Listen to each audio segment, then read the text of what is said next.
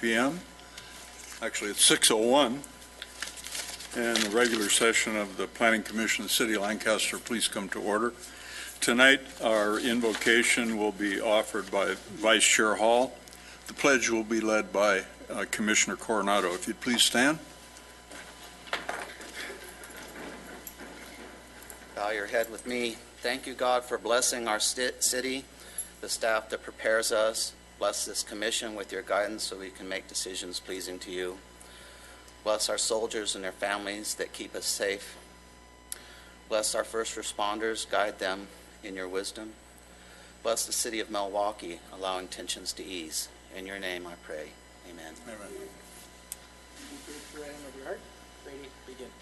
I pledge allegiance to the flag of the United States of America and to the republic for which it stands, one nation, under God, indivisible, with liberty and justice for all.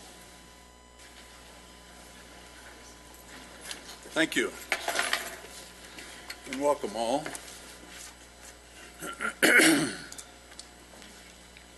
May I have a roll call, please? Commissioners Cook, Present. Coronado, Present. Harvey, Here. Smith, Here. Vice Chair Hall, Here. Chairman James Bose. Here. We have a quorum. Thank you.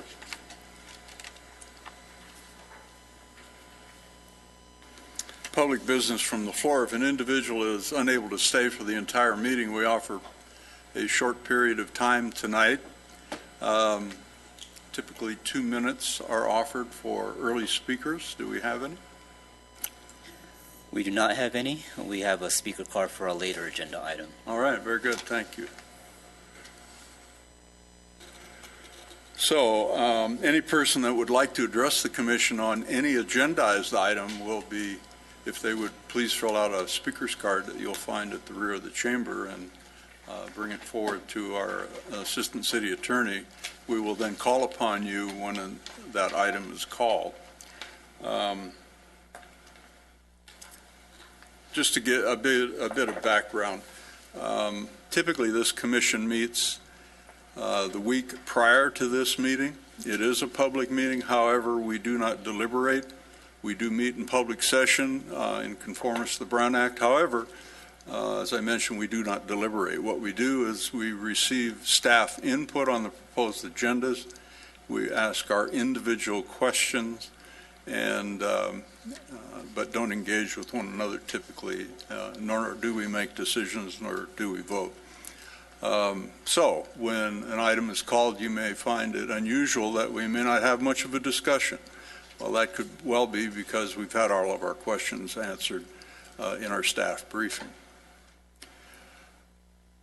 We encourage our community to engage and share with us your concerns on any item on the agenda that we can take action on.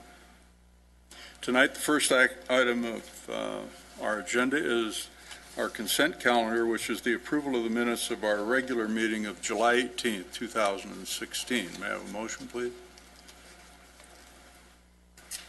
I'll make a motion to accept the regular meeting of Planning Commission of July 18th, 2016 minutes. Second.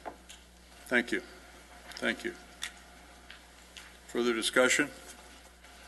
Please vote. Well, now we can vote.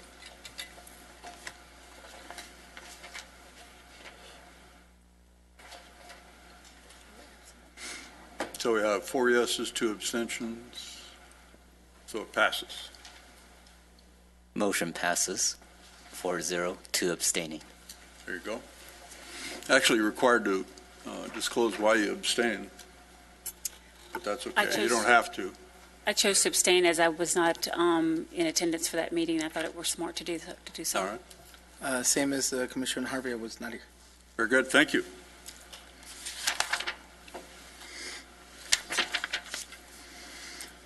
All right, first action item before us tonight is item 2, a 1-year extension. These are new public hearings, so without objection, the public hearing is open on conditional use permit number 12-06. Do we have speaker cards on this item? We do not have any speaker cards. All right. Does anyone care to hear a staff report? No? One thing I did, before we go on, I'm sorry, one thing I forgot to mention to you, doesn't affect this item, but, well, let's just take this up and I'll disclose the rest of it. So it's appropriate to close the public hearing without objection. Consider a motion on conditional use permit 1206. Make a motion that we grant the final one-year extension to August 20th, 2017, based on the findings contained in the staff report and subject to the conditions list, attachment to resolution number 12-15. Thank you. I'll second that. Thank you. Anything further from the member? Please vote.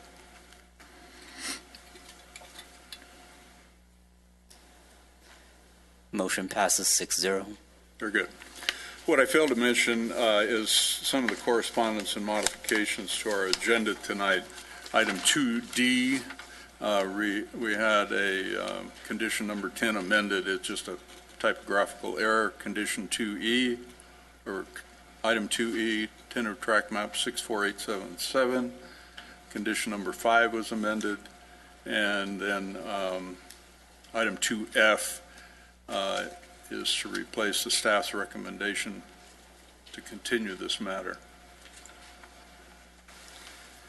Additionally, we have received what are called uncontested letters from applicants indicating that they concur with the proposed conditions that have been prepared by staff on all items up through, that's 2A through F and item 3.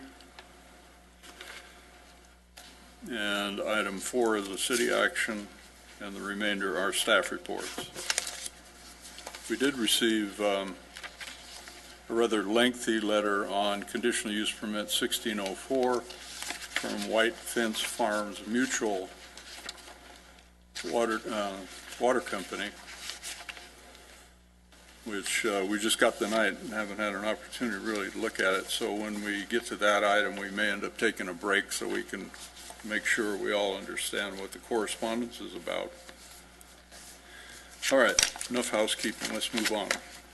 2B, this is track map, tender track map number 61600. So without objection, the public hearing is open on this. Anyone care to hear a staff report? No? All right, then. It's appropriate to close the public hearing without objection. Consider a motion. I move that we grant a time extension to June 20th, 2017, based on the findings contained in the staff report and subject to the revised conditions list attachment to resolution number 05-34. Thank you. Have a second, please. Second. Thank you.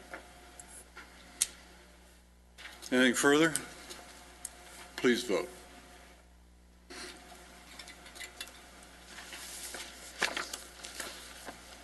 Motion passes 6-0. Thank you. Next item is a new public hearing on tentative track map number 61677. So without objection, this public hearing is open. Anyone care to hear a staff report on this item? No? All right, then. It's appropriate to close the public hearing without objection. Consider a motion. I move that we grant a one-year extension to August 15th, 2017, based on the findings contained in the staff report and subject to the revised conditions list attachment to resolution number 05-47. Thank you. Second. Thank you. All right. Anything further? Please vote.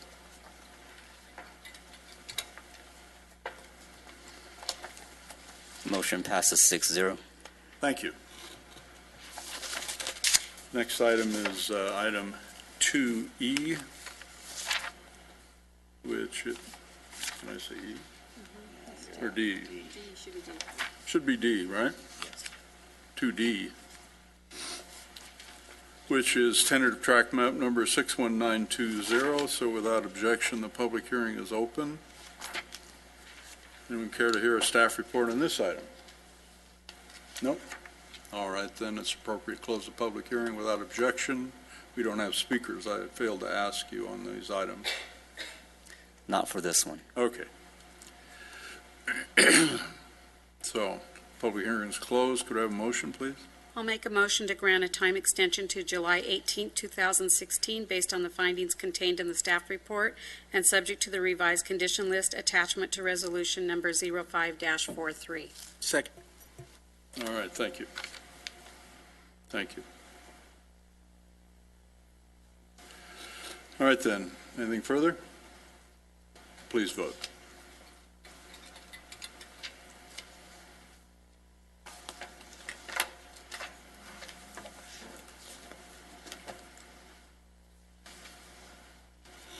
I'd like to point out a correction. Yeah. The staff report includes a recommendation to grant the time extension to July 18, 2016. That should be 2017. No? Well, then, we will, Yes, do so, and subject to the correct, just add the correction. I'd like to make a correction to grant a time extension to July 18, 2017, based on the findings contained in the staff report and subject to the revised condition list attachment to resolution number 05-43. thank you. Doctor? You want to do that one still? Go ahead. Second.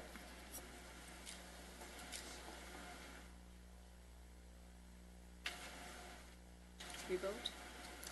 Yeah, just a minute. All right, please vote. Motion passes 6-0. Thank you. Now we're at 2E. This is tentative track map number 64877, so without objection. Public hearing is open on this item. We do have a speaker's card for this item. All right, very good. Then we'll hear a brief staff report, please.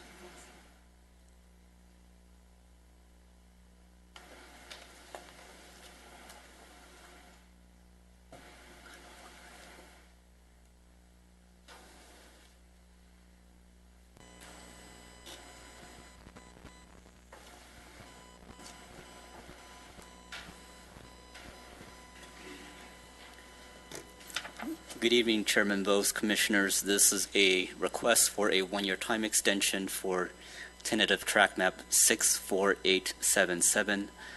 This is located on approximately 9.42 gross acres on the northeast corner of 20th Street East and Nugent Street. This is a subdivision for 41 single-family lots in the R7000 zone.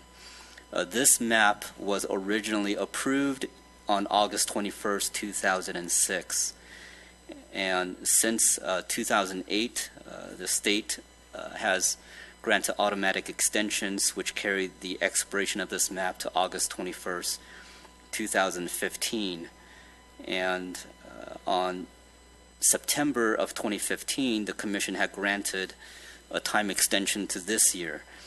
This current time extension request is the second of 3 available time extensions for this map.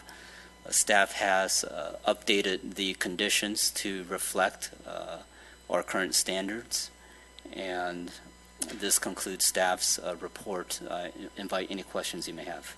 Thank you. Any questions from members? May we hear the speaker then, please? We have a speaker, James Bell. Is it James Bell, was it? Bell, B-E-L-L. Oh, good evening. Welcome. Good evening. I was just unclear as to the location. When it said northeast corner of Nugent and 220th, I thought it was reference to the entire track, and I thought it's the southwest corner, not the northeast corner. And that was my main concern when they were doing it, because they drew one thing and said another. And if everyone's in it, since it's that corner and it is written in here, northeast corner of section of 220 and Nugent, I'm good. I just wasn't sure where it was going. Very good. That was all. Well, thank you for your comments. Anything further from anyone? Any other comments? No additional speakers. All right, then. So without objection, we'll close the public hearing and consider a motion. I move that we grant a one-year extension to August 21st, 2017, based on the findings contained in the staff report and subject to the revised conditions list attachment to resolution number 06-63. Thank you. I'll second. Thank you.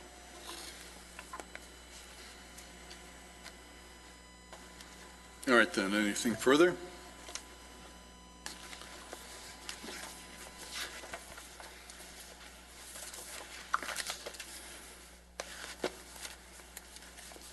Please vote.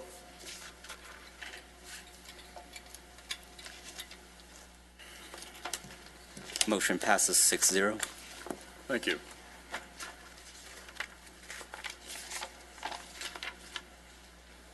Next item is item 2F, excuse me. Tentative tract map number 66680, tentative parcel map number 69747, and 70303. So without objection, we will open the public hearing on this matter. The recommendation is to continue this. Any specific reason why? The applicant has asked for more time to review the conditions. There are some design recommendations as part of the updated set of conditions, and they want to better understand the financial implications of the staff's recommendation. All right, very good. Thank you.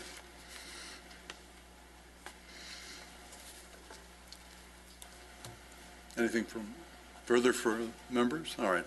Then let's consider close the public. No, we have to leave the public hearing open because this is a continued matter, assuming it passes, and we'll be hearing it next month, September 19th. So may we have a motion? I move that we continue the public hearing to the September 19th, 2016 Planning Commission meeting. Thank you. Second. Thank you. Anything further? Let's vote.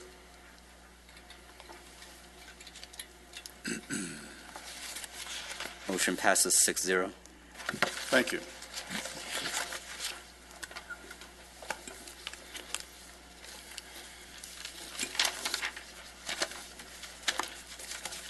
Next item, excuse me. Next item is item 3, which is a conditional use permit number 1604. So without objection, public hearing is open on this matter. We have speakers on this item. Yes, Mr. Chairman, we do. One All right, speaker. very good. Maybe I have staff report then, please. Chairman Bose, Commissioners, this is conditional use permit 16-04. It is a request from Westside Plaza LLC to open a mini mart with a type 20 beer and wine license in an existing shopping center, and as part of that development, a gas station will also be installed.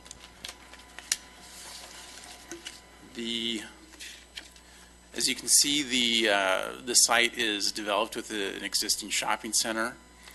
The empty pad is where the fuel station and canopy are going to go, and the mini mart is going to go in the south corner of that building that's across from the parcel.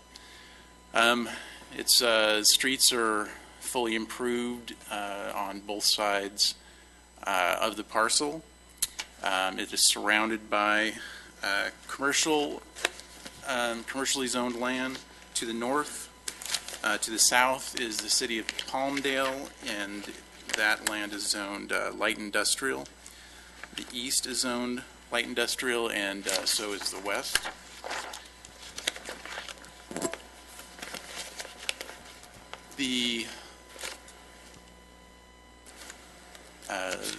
This is the demolition plan for the development. A parking island is being taken out, and there's going to be some grading done. Do you have a pointer to highlight that? Do I? Yes. It's not very bright. This parking island is going to be removed and reconstructed. This area is going to be graded. There's going to be an entrance installed here. This is where the storage tanks are going to go. This is where the canopy and fuel station is going to go. The mini mart is going in here. You can see this is the reconstructed island. This is the entrance. This is the canopy and fuel station, underground storage tanks, and the mini mart. And the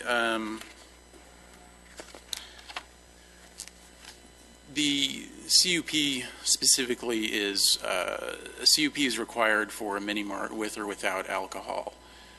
So the CUP is for the mini mart and for the alcohol and for the distance separation, a waiver of the distance separation requirements, because directly to the south, across Avenue M, is a mobile gas station and mini mart that also sells alcohol, and it has a Type 20 license. And just as the city of Lancaster, they are prohibited from selling single-serving cans. So the commission had questions about the site plan. We can go into that. This shows you where the canopy is going. There is a 50-foot separation between this parking island and the canopy. There's 26 feet here between the edge of striped parking and the canopy. So this will allow for fuel delivery trucks to get through that area. The elevation of the canopy is the Chevron Extra Mile station. Elevation of the facility. This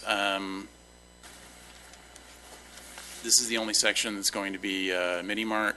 The rest of the building, this is like a fitness center, and there's some doors here that are going to be removed and replaced with just with glazing. There's some doors that were here that are going to be removed and replaced with glazing.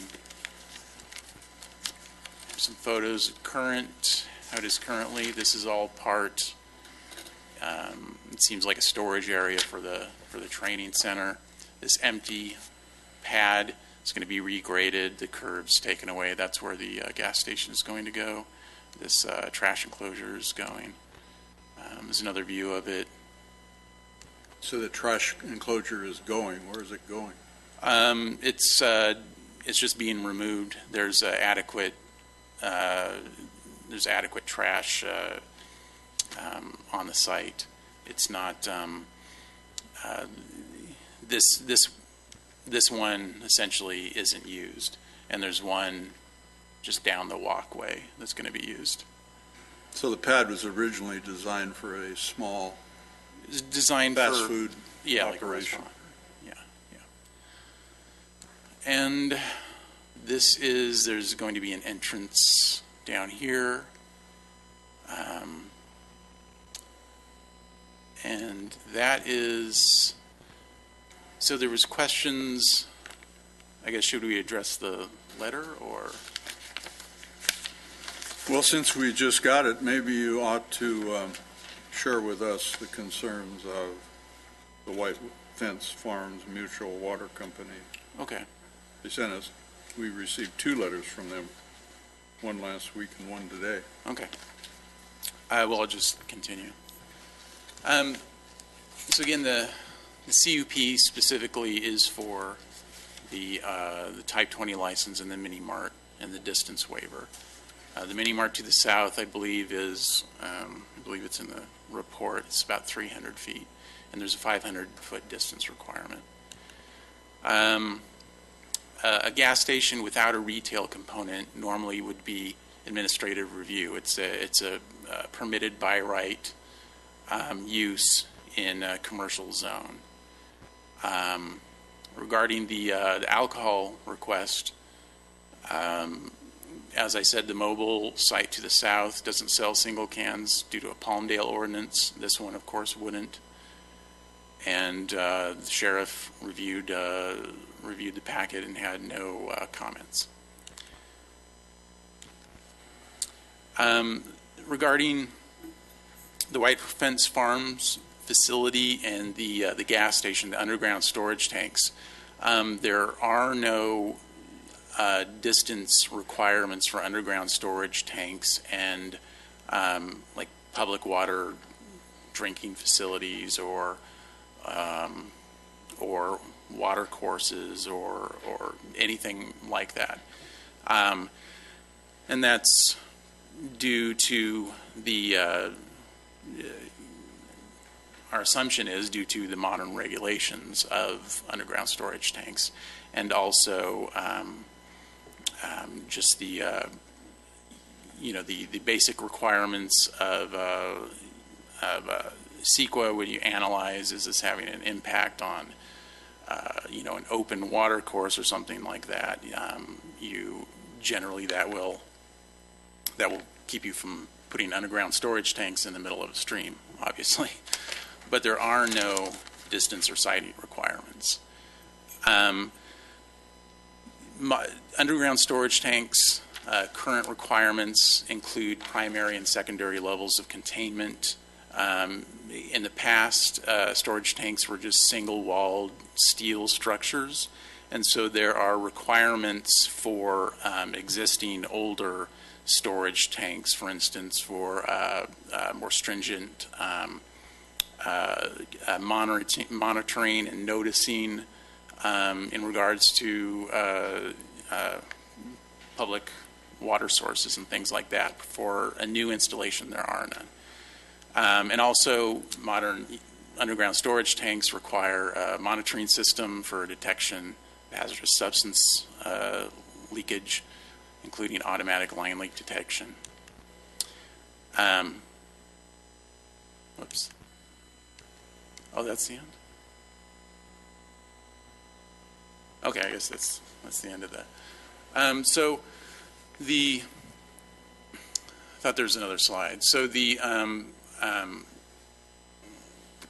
underground storage tanks are regulated first by the federal government, the Environmental Protection Agency, and then next by the California Environmental Protection Agency.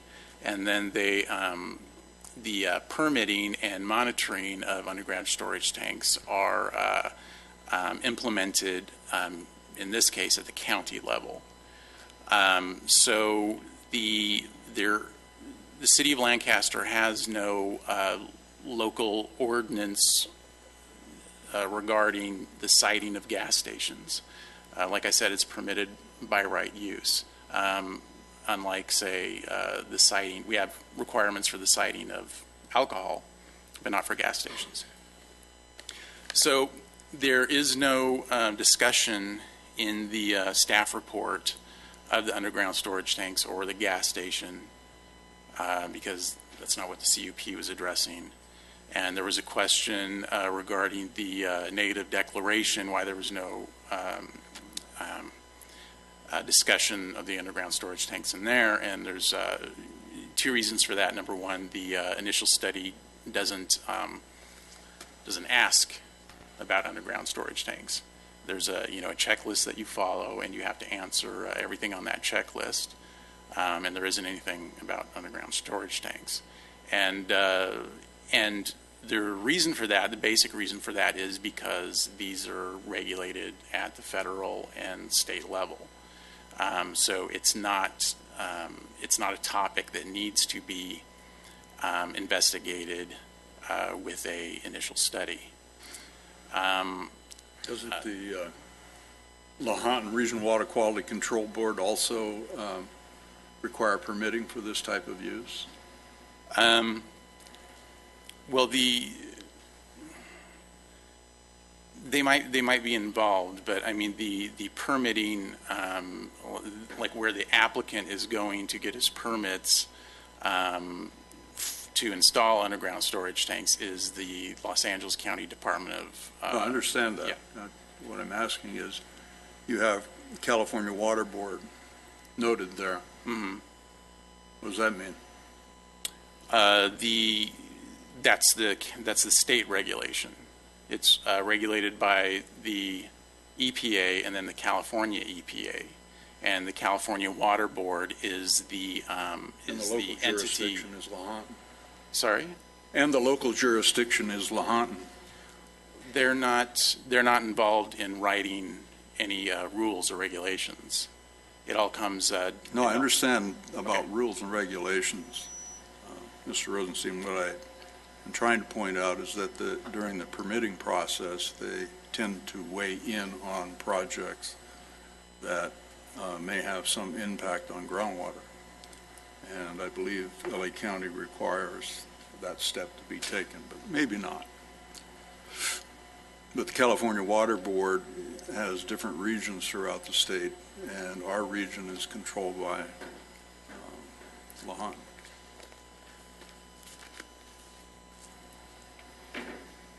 Okay, you have anything further?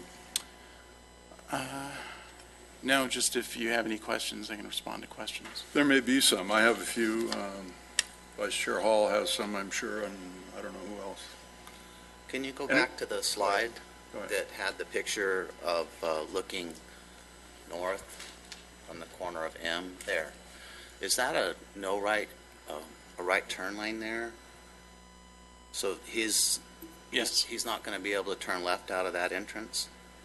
No, it'll be, I believe it's right in, right out at both streets. So he has two entrances with the mall there that's to the north. People can enter there, or they can enter down here, but they can't leave down on the south end, but they can leave on the north end. Are we going to keep that from turning left out of there also? See, it doesn't show it there, but Yes, these are both this entrance is right in, right out because there is a median here. so those are only right turns there, Exiting right turn. exiting right turns. Both driveways on 10th Street West that you see in the site plan exhibit are right in, right out only.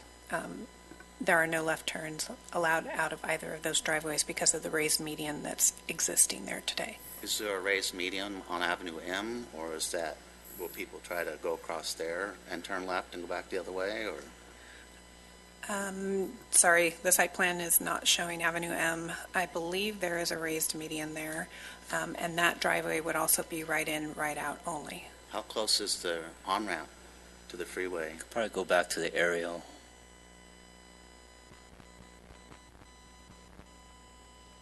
It's down a ways.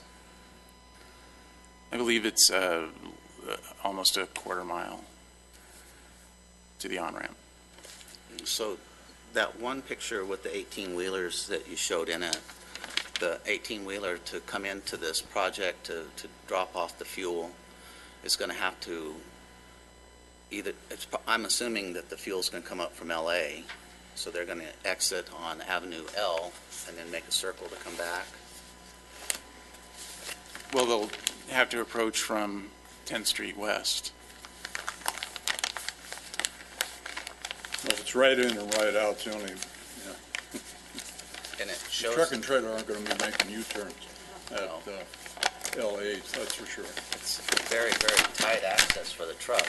Once the truck's in there and dropping off fuel, there's going to really be no more traffic in and out of there, is there? Well, the plan, Michelle looked at the plan, found it acceptable, but beyond that, Chevron wouldn't give him a franchise. I don't know if it's a franchise, but Chevron wouldn't be interested in siting at this location if they didn't think it was adequate. And from our view is that we would defer to their judgment since it's their business. I mean, there is adequate room there for a truck to get through. As far as convenience or timing, it's not something that we question too much, I guess you could say. So on that picture there, the White Fence Farms well would be up in that blank area where the writing is towards the top? Yeah, I don't know exactly where the well is, but it's like, I don't know if this is the well. This is from here to here is about 100 feet, and I think this is about 150 feet. In their letter that we just received tonight, it said that they were concerned that it wasn't mentioned, and that's not necessary in initial studies, you said. No, it's not. There are no sighting distance requirements for new USTs. And again, we don't do the evaluation or the permitting of USTs. It's all handled at the county level. We have no authority in that matter. It just seems like it's awful close to the well. I can see why they're taking a dim view of it. Well, the operation on the south side of the street, with their underground storage tanks, the down gradient would flow Right through it. north and west, which would potentially impact the well sooner than these tanks might. At least that's my experience from developing these projects a lot of years ago.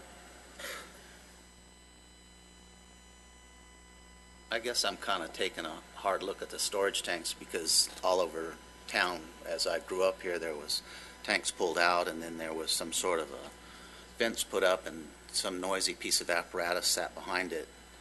And I have no idea what that apparatus did, but it sounded like it was creating some sort of a suction or a vacuum or burning off something that was pulling out of the ground. So this is pretty much my first go around on seeing permitting for underground storage tanks. So I'm just looking for as much information I can. Is there underground storage tank statistics? The letter from White Fence Farms mentions that that's the number one cause of groundwater contamination is underground storage tanks. I think it's as simple, potentially the USTs, there is a database on underground storage tanks available through the environmental review process.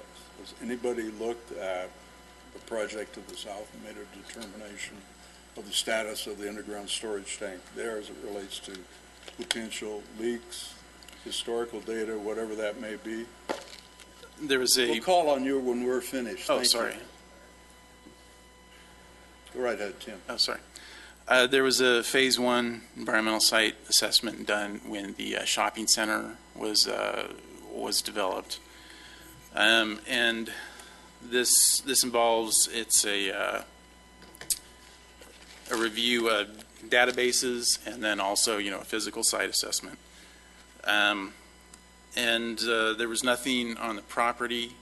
There was nothing in the immediate area. There was the leaking underground storage tanks list is maintained by the Regional Water Quality Control Board and County of Los Angeles Department of Public Works. And there was 2 sites within a quarter-mile and a half-mile of the subject site, a Circle K store and a Firestone. And that was all. A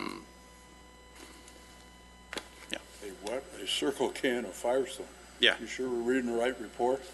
Yep. I may be old, but I still have most of my teeth and my memory.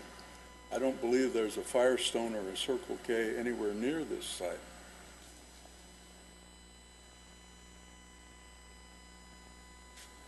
That's what the report says.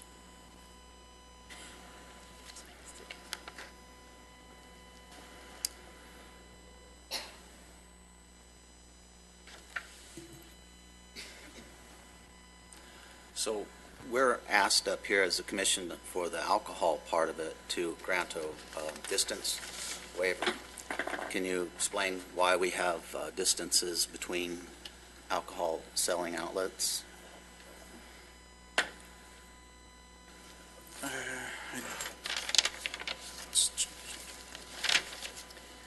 I'll provide a response to that. There is a distance requirement between primary alcohol establishments as written in the municipal code 17.42. The main reason is to avoid an over-concentration of these primary alcohol establishments. There is a thought that if you have an over-concentration of these primary establishments, that it may result in a negative public health and safety impact to the community. It was Municipal Code 1742-060, and isn't the requested distance waiver contributing to an over-concentration of alcoholic beverage establishments in that area? There's several, besides just the one across the street. We took a look at what's within the 500-foot distance, and the one that was identified was the one across the street to the south. Given the conditions that were imposed to the facility to the south and the ones that we are recommending to impose for the proposed request, we felt that it may still meet our health and safety requirements. So, in Municipal Code 1732-040, the applicant has the burden of proof that the variance, the distance waiver, will have no adverse impact. Did you get any of that proof, or did you help him make the decision that there was going to be no adverse impacts? I'm curious how that decision was made. There's typically a checklist of items, a questionnaire that's part of the conditional use permit application, and I don't know what it is exactly because I don't have it in front of me, but typically applicants will provide a response stating that it's for public convenience and something to that effect.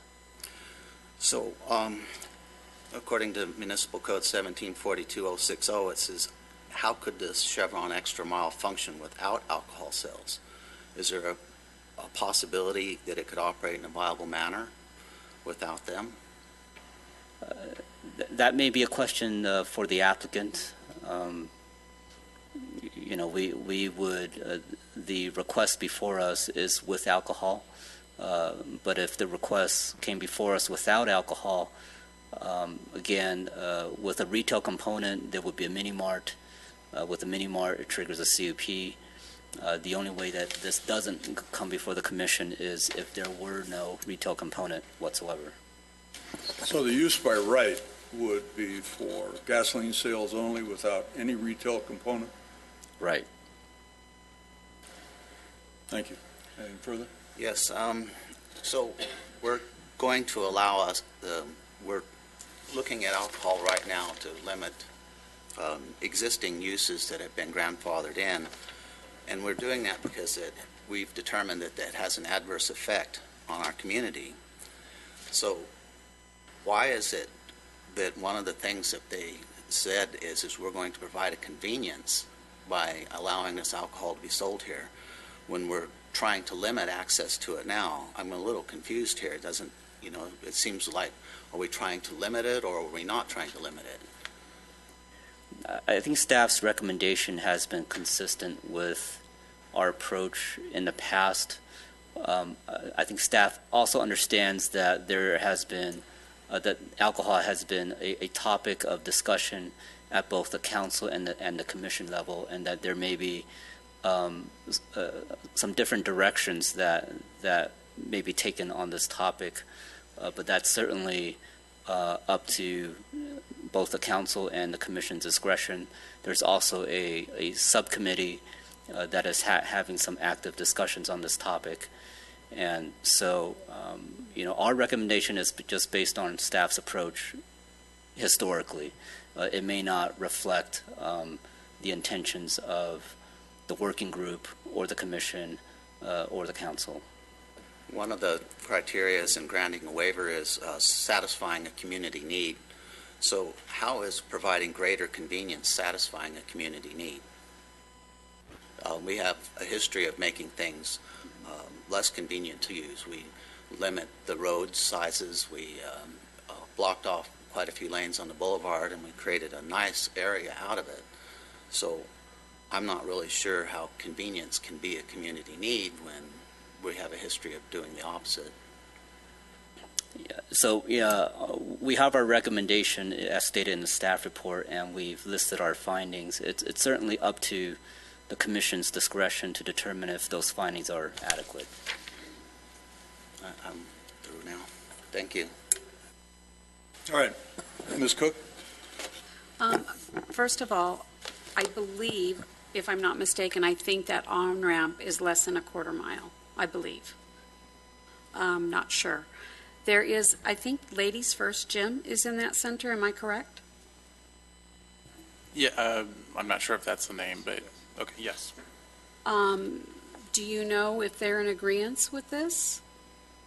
Do they oppose it? Do they support it? Do you know how the neighbors in that strip mall are feeling about this? Well, the owner of the shopping center is the applicant, and so notification wouldn't be sent to the tenants. So we... Actually, that isn't No. correct. It's our policy that all tenants be notified of a posted conditional use permit so that all the neighbors can have some input. It's not just the property owner. So are you suggesting that wasn't done? I don't think that was done. Lovely. So we have an action before us that our own policy hasn't been upheld. As far as I know, the mail-outs were sent to the property owners within the radius, and there was a sign posted on site, as well as a legal notice in the newspaper. Right. The legal portion has been followed. Our policy has been for the last several years that the public notice be handed out to the individual tenants in operations so they could become aware. But to your knowledge, that didn't happen here? No. Okay. Go ahead, Ms. Cook. Chairman and staff, so for the sake of repetitiveness, I wholeheartedly agree with the questioning of Commissioner Hall, and just wanted you guys to note that. All right. Thank you. Were you finished, Ms. Cook? Well, I'm really interested in the tenants that are in that center, how they feel about this. And have you had any phone calls, conversations? If they weren't noticed by our policy, maybe you haven't had any interaction, I don't know. Have you? We have not had any phone calls from other tenants in the shopping center.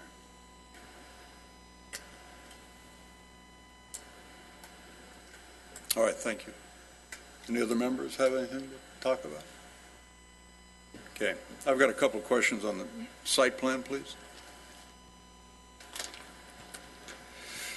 Yep, there you go. It's not identified very clearly. However, the air and water service area, service location up in the southwest portion. So that removes a couple of parking spaces and establishes that use there, which is a Yes. county requirement, state requirement. I'm not sure with the state, I believe. At any rate, so what you have is a drive-in, back-out, and a blind curve. I'm sorry, where are you referring to? The proposed air and water service location. Oh, okay. This is Let's see. A photo. Answer is yes. This is, okay. All right, so I noticed that the applicant was kind enough to show us the semi-turning movements, a semi-truck turning movements, access and circulation through the drive aisle and fire lane.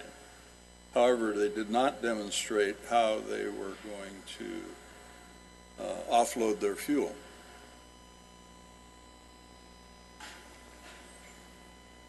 By either semi or a truck and trailer, and then circulate out.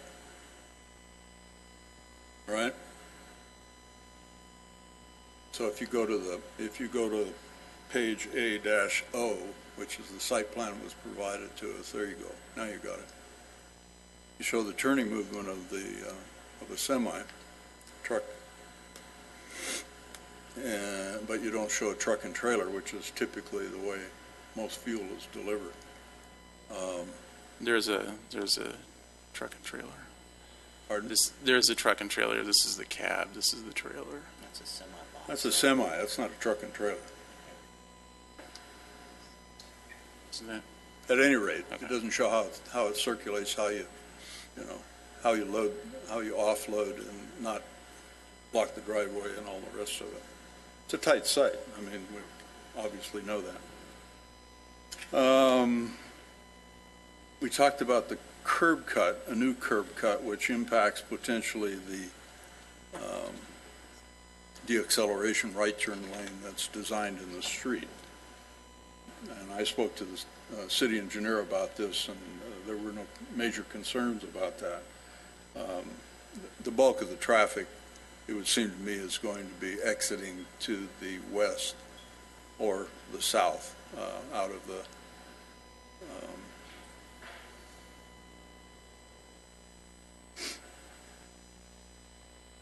So is the handicap parking, the proposed new handicap parking, van accessible, or is it just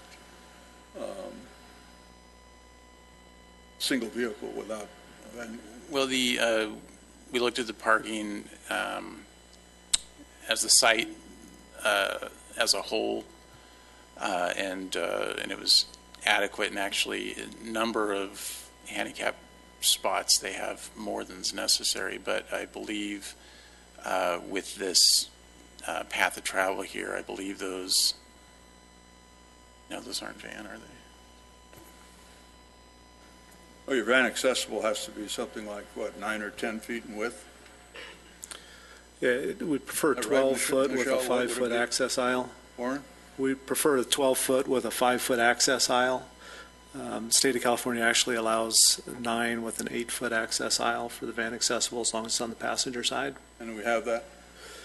They're required to have one van accessible for 6 accessible stalls. If they don't, I'm not sure if it's on the site plan or not, but if they don't during plan review, we would require that.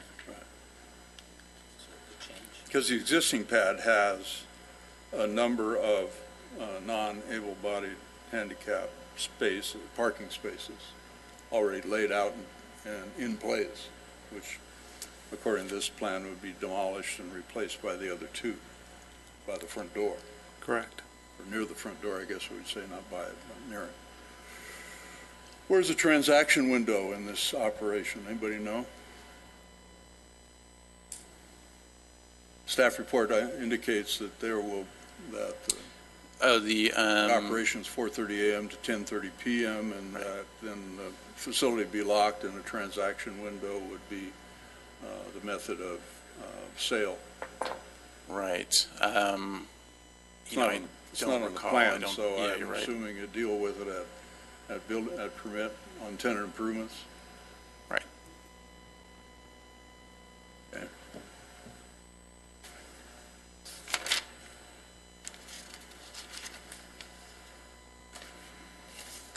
Okay. Anything further from anybody? Yes. Go ahead. Question for staff. I think the Chevron could possibly meet a need for the community. I'm not sure that the alcohol part would. If we were to make a motion and we don't agree with one or the other, how does that work? Well, I think first of all, we'll hear from the public and hear from the applicant first. Undoubtedly, he or they will respond to some of the issues that we've all raised, and then other members of the public who've offered to speak to us will give us their comments. We certainly may ask questions of those folks as well if they're willing to answer us. And then we'll close the public hearing and then deliberate whatever motions are offered, we'll deal with. So the first step now would be to hear from the applicant or their representative if they care to address us. And just so the public understands, the public are limited to 3 minutes in their comment period. The applicant, however, is not limited to time, particularly on complicated projects, because there's a whole lot of information that we've just discussed that they may want to address. However, their opportunity to speak to us is limited by our pleasure. So, however, quite often we don't like to hear the same thing over and over and over. Succinct addressing the issues are very, very much in order. So, that satisfy you? Good. Very good.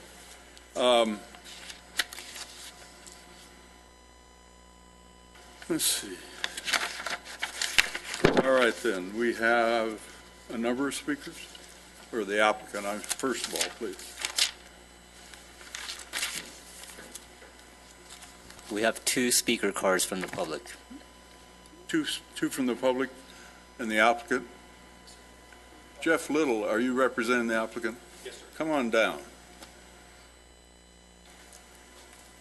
Evening. How are you, sir, Commissioner Voss, Vice Chair? Doing well. Good. For an older person. Oh, don't tell me. I know you're ahead of everybody, so it's good seeing you. A lot of things have been thrown out. A lot of things have been talked about, and a couple of things. And I think I was making some notes in regards to Commissioner Cook's aspect. All the property owners, from Lady First Gem, My Lounge, the Hearing Aid Place, Washington Wealth Management, Federal Escrow, they've all been talked to, the bail bonds people. They're all excited. They would love to see more activity at this corner. They feel that this particular is a good need.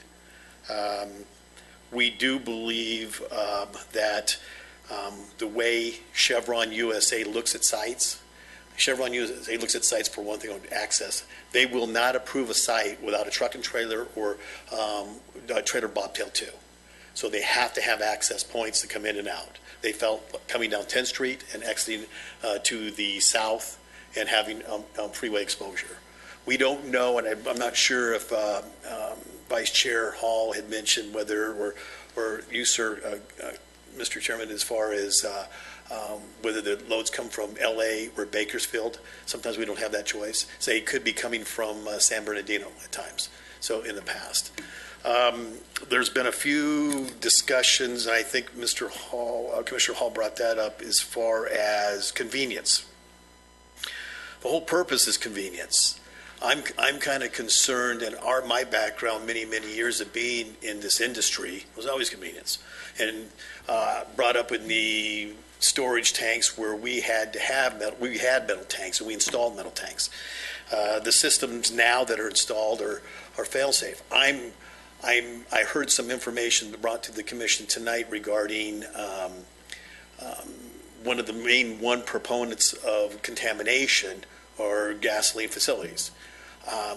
From what I've checked and from from AVAC and everything else, the questions I've been asking is, tell me one gasoline station in the Antelope Valley that has caused contamination to the water bays.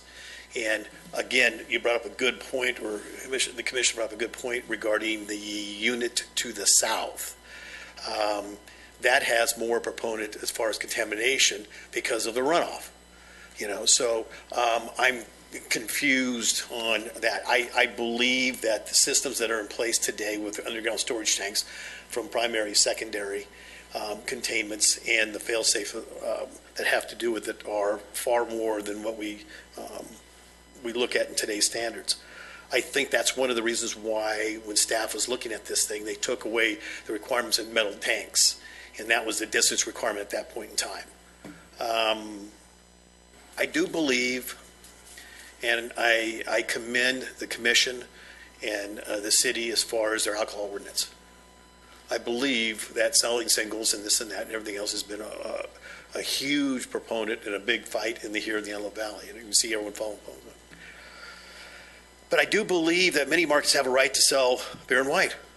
I mean, it's part of their program.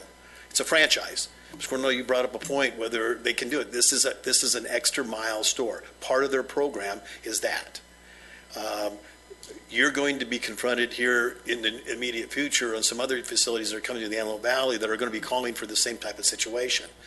And they believe that part of their program is beer and wine. Beer and wine adds to their program, just like the dairy program, just like their food program, and everything else that goes along with it. So I believe, back to Commissioner Hallsmith, that there is a convenience. It will restrict U-turns on Avenue M there. There is access points, right turn in or right turn out, that make is part of that product. So I believe that with what we're looking at here and being an extra mile store, there are stringent requirements that Chevron has put in place on the applicant, and it is a franchise. It is a franchise, and they watch their franchise dealers very tight. Commissioner Voss, you brought up Lahadin, which is a very good. There's a gentleman here. I don't know if you'd like to hear it, but he handles underground permits and storage tanks, and he's been dealing with the Water Source Board. His name's Carlos Silva. If you would like to hear from him on that end of it, if the commission would like to, but we feel that we've answered the staff's concerns. We have talked to the people in the center. We have addressed the truck and trailers coming in and out because Chevron will not have congestion in there, and it sure won't be like the one that's on K and 20th, where the truck and trailer sits out there in the street. So these are things that have been addressed and looked at with staff, and we feel that we've answered all the questions there. I have some questions. Go ahead, Mr. You said that you talked to AVEC about contamination from gas stations in the Antelope Valley, specifically, hopefully, Lancaster. And did they have an answer for you? And is there a report, a written report? There was no report whatsoever. My question was, do you have a list of, or do you know of any gasoline facility in the Antelope Valley that's contaminated the water source? And they said, we don't know of anything right offhand. Now, we can all talk about contamination, soil contamination and everything else. And I think one of the things that was brought up today was on JN 20th. And JN 20th, I believe, Commissioner Rose, was the Fedco gasoline. And I believe at one time there was a Circle K on the southeast corner at one time, many, many, many years ago. So, but the only one that I know that was a contamination issue was topsoil contamination, just like they had over there at the Toys R Us Center over there. And I'm not real sure about the noisy equipment, Vice Chairman Hall, that you had mentioned about the equipment making so much noise and this and that and everything else, because the systems they have in place now are quiet. But there's not any that I know that are working right now in the Antelope Valley. That I think that it's all been cleaned up. And those are all things that were done 25, 30, 40 years ago. So weren't items that were contaminated the water source. And so that was my question to AVEC. The general question was basically how many facilities in the Antelope Valley could possibility or have contaminated the, they said, at this point, we don't know of any. And being my background 30, 40 years ago in the gasoline, my father being in there, I don't ever remember any gasoline. There was always a top soil, if anything, but nothing that contaminated the water source. And you mentioned that we wouldn't have the problem with the truck sitting out there like it is on K and 20th. Have you seen the K20 site? Uh-huh. Yeah. So why does that exist, but it wouldn't exist on this site? Because the truck and trailer will come completely on site. Because Extra Mile will not allow a truck to sit in the parkway in between. They have to make sure it's on site. They have to have flow through their thing. Just like even on the location on 17th and K, the Extra Mile there, that truck has to come in onto that site, and traffic has to bypass on both sides. So they just can't come in and stick one side out onto the Bering Street. So it is a requirement by Chevron. And Chevron, who approves sites, and especially Extra Mile source, they would not approve a site like this without bobtail or truck and trailer. The other thing I wanted to bring up, I used to go to Ladies Fitness over there, and a lot of the moms, young moms, they bring their kids, and there's offered childcare while you're working out. And I'm a little concerned with alcohol sales so close to those kids, even though it's not a kid school or houses, there are children on that premise. I also remember the parking being pretty tight around there. It's hard sometimes to get a spot.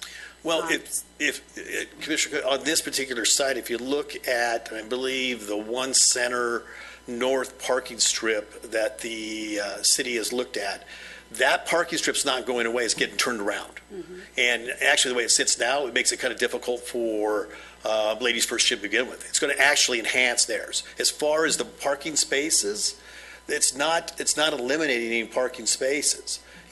I mean, obviously, that pad, as we all know in today's, as far as many markets of gasoline, that parking pad, they'll go in, either pay, get their product, come in, and they're not taking up parking spaces. So, good point, but I know that parking strip in the center is being reversed and turned around, which is actually going to be beneficial, more beneficial. The city decided they would like to see it that way. I appreciate all your answers, and I just want to leave you with one thing. I'll speak for myself as a commissioner. It is our responsibility and duty to be consistent and fair to everybody and to look at the value or lack of to the community.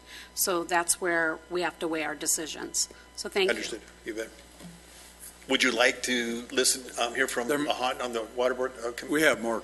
There may be more for you. Okay. Thank you. For you, Jeff. Sorry. It's all right. We've been on both sides of this dais, you and I, have we not? Yes, sir. In the olden days, some of the clients I represented were in the beer and wine sales as well. And in the real olden days, I used to actually develop Chevron stations. I remember that. You were only a mere child. Yeah, but you told me the stories. I remember. Yes, sir. The comments about convenience and sales, I raised one issue about the sales window after hours, 10:30 to 4:30 a.m. How's that going to work? Chevron's gotten real tight on their sales windows. Number one is that even on doors on the inside of the unit are locked at a certain point. They have to be automatically locked. So, and it's usually done automatically once that hour hits. As far as the pass-through window, just like most of them, they're in the center of the store window. So if you have the doors usually in the center of the store, that's usually where the checkout stand would be. And, there's limited of what can be passed through there. So you couldn't, it's not able to pass through a 12-pack or a 6-packs or anything like that whatsoever. So they work good. I think they work better than the kiosk that sits in the middle of the island, and there's always been talk like that, but Chevron does not like to see those type of facilities. Obviously, the cameras that are on site for the facility are second to none. At the one on K and 17th, there's probably 15 cameras at all angles. Chevron USA on their extra mile program, they're tight, they're tough. They look at everything. They have the person that comes in with a clipboard and checks you every few weeks, and you cannot add a display, you cannot put a thing in the window unless it's their approval. And so as far as their windows and their accessible windows, it's always been something that if they're going to stay open 24 hours, in this particular location, I believe the applicant is requesting until 10:30 p.m. Closing time as far as beer and wine and store time. So if they are open till midnight, open and back open at 5 a.m., that window would be beneficial as far as commuters going back. So are you saying, if I understood you correctly, are you saying after 10:30 p.m. there would not be any sales of beer or wine? I believe the applicant is 11 o'clock? Yeah, 11 o'clock p.m. 11 o'clock p.m. if I remember right. No, staff report tells us 10:30. Well, then it's 10:30. I couldn't remember if it was 10:30 or 11. Regular open hours will be 4:30 a.m. to 10:30 p.m. Between 10:30 p.m. and 4:30 a.m. The mini mart doors will be locked through an attendant will be on can't even read. No, an attendant will be on site, available through a transaction window, and the gas station will be operable. That's what the staff report says. That is correct, sir. Yes, sir. Okay. So everybody's in agreement on that. Yes, sir. Okay, very good. All right.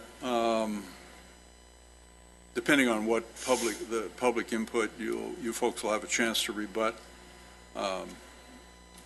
when and if, I'm assuming we're going to get further input. Do we have other speakers? Yep, okay. Yes. Thanks very much. Thank you, sir. I think we're, yep, all right. May we have speakers, please? Yes, Jennifer Galars. Say the name again, I'm sorry. Jennifer Galars. Ms. Gallard? Jennifer Galarzi. Hi. Good evening, welcome. Hi, thank you. You My can name- pull the microphone down a little bit. There you go. All right. My name is Jennifer Galarzi, Program Coordinator from Tarzana Treatment Centers, speaking on behalf of the Antelope Valley Alcohol Prevention Coalition. I would like to express a concern regarding item number 3 on the agenda, conditional use permit number 16-04. Upon our request, we have received information from the State Department of Alcohol and Beverage Control regarding this application for a CUP. According to this data presented, there are more off-sale alcohol establishments in this census tract than there should be. Looking at the data presented, there is also a high crime rate in this area. Research has shown that too much availability of alcohol within a community causes problems in and of itself. We need not just focus our attention on the alcohol outlet itself, we also need to focus our attention on how much alcohol availability there is currently within our community. According to the information provided by the Alcohol and Beverage Control, undue concentration does in fact exist within this census tract. The number of off-sale licenses allowed is 2, and the number of existing off-sale licenses is 5. In addition, the rate of crime is more than 120% allowed by ABC. Our work within the community is not anti-business and has gained support of many businesses, including alcohol retailers. It is our position that a safe and healthy city is good for business and residents alike. We are sharing this information with you in hopes that as we move along, more emphasis will be placed on the health and safety of our community and balance these interests with those of the business sector. Thank you, and please know that if we can be of any assistance, we are here to serve. Thank you, and there may be I have a couple of questions for you. Anyone else? You were kind enough to pass out what you just said. Yes. So are you saying that the state ABC has indicated that there's an oversaturation of alcohol beverage sales in this census tract. Define census tract in this location, please. This was provided to us by an investigator who is a part of our coalition. So we gave him the address, and he provided us with all of this information. Do we know what the geographical area of that discussion is? No, exactly, no. I was curious about the same thing because I think you had, Commissioner Hall had mentioned it earlier about the concentration, but I'm trying to think about that area. Well, there's. And I know the station across the street. We know of three, but whether than the two operate, the ARCO AM/PM at Sierra and M, and the Shell at Sierra and M, and the Mobile at 10th and M. Yes, You know across the those street. three. Yeah. Are they counting just mini marts, or are they counting other sellers, for instance, bona fide restaurants or those types of operation? Do you know? I think they're counting other sellers as well, because they have both on sale and off sale. Okay, so it's a combo platter, as you're suggesting. Yes. Okay, very good. And this is an internal document.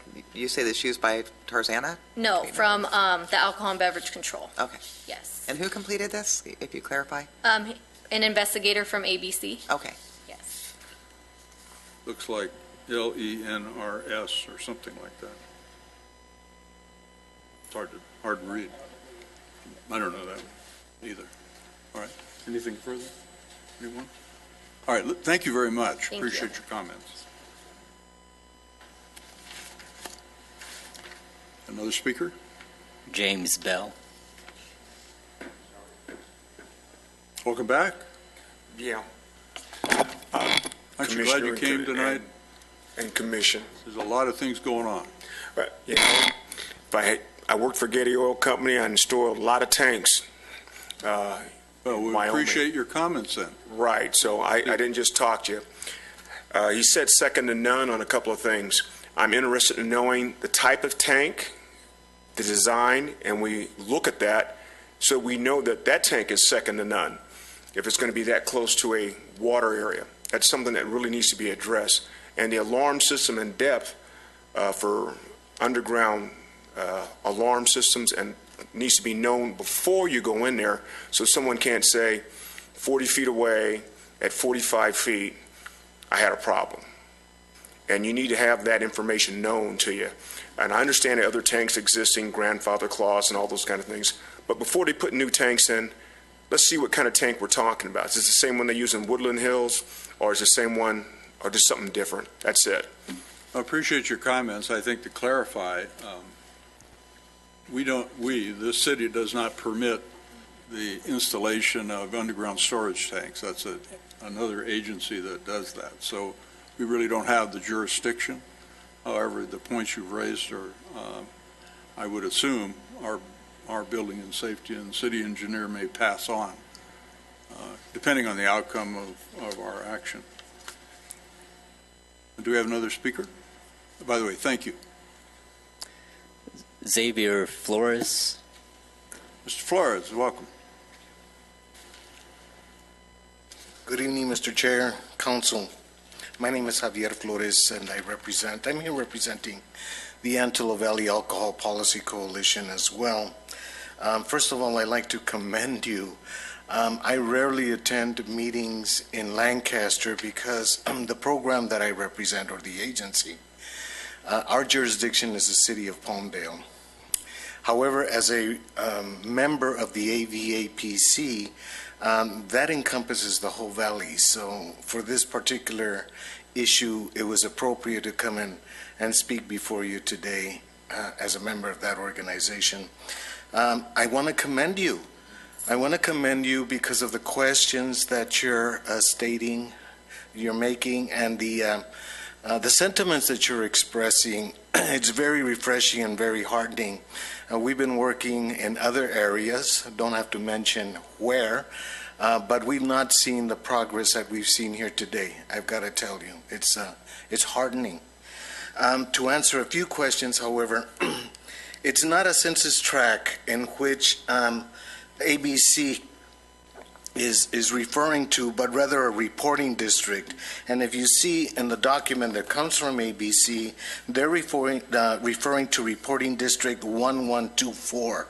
Now, reporting districts usually coincide with the census tract, but we don't know what census tract this is. Unless it's mentioned here, we didn't do that. We just know it's reporting district 1124, and that coincides with the sheriff's reporting districts. They're the ones who looked at the crime rates. ABC looked at current sheriff's department crime rates and found that it was 120% or above, and they did find that. And they found that the 120% average of offenses is 379, but what actually exists in terms of offenses is 650. So it's almost twice as many offenses as what should be okay. Now, in regards to the number of outlets, you asked if it was a combo. You referred to it as a combo. Does it also include on sale? It does not. It's oversaturated just with on sale licenses. It's got 5 and it should only have 2. And this is what's stated in this report. So just wanted to make those clarifications. All right, thank you. You're welcome. Have any questions? No? Yeah, you may. Mr. Flores?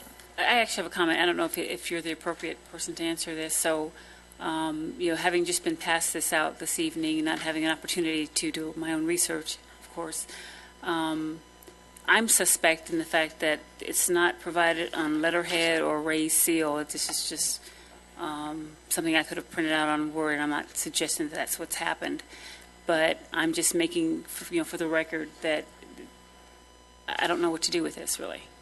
It's just penciled in. It's not legible, completed by B. I'm not sure the spelling, L-E-N-E-S or L-E-R-E-S. I'm just not sure. So that was the one comment that I wanted to make. And then the other comment, I'll wait because I'd like to address that to Mr. Little, the applicant. I'm in agreement with Commissioner Harvey, and that's why I raised the question asking who completed this form, because it doesn't, if you look at it truly, it does not look that official. Right. And as she said, we're not accusing anyone of making up figures, but I think there's a lot of unanswered questions on this form because there's questions that, we can't get answers to as far as what the census tract is and what it encompasses. And Commissioner Smith and Harvey, our intention today was we anticipate that there's communication between city staff and ABC and that all this data is already with your city staff. So we didn't ask them to give us an official document. We're just here saying, look, you must have this. This is what we have. Here's what we know. But if you want it official, I imagine we could get it. All we have to do is call ABC. Ask them to send it to you officially. Okay, thank you. Well, Mr. Flores, I agree with you that we should probably already have this kind of information. Whether this document official or not official, the fact of the matter is that we have a big issue with alcohol and alcohol establishments. As Vice Commissioner Hall mentioned earlier, we were not too long ago tasked with sitting down and coming up with ordinances to make sure that we limit the permits. And now we have the issue of sales of one individual containers. Having said that, I think it's worth noting, because it's in the subject of alcohol, that just a couple days ago, a kid, 25-year-old, got 15 years to life for rear-ending a teenager who happened to be a student of mine, an engineer. So these are the kind of things that we're trying to prevent. And if this thing is over, if this situation or what it's showing us is true, which obviously I do agree with you, it's not official, but I hope that our staff could reach out and make sure that if this is official, then we need to really reconsider this. And your work that you do is commended in the community. I really appreciate it. Thank you. All right, thank you. Thank you for your comments. Do you have any other speakers? No additional speakers. All right.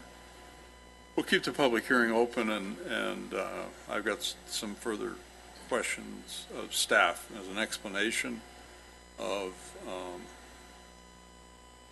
this document. I'm familiar with this form. Staff's familiar with it.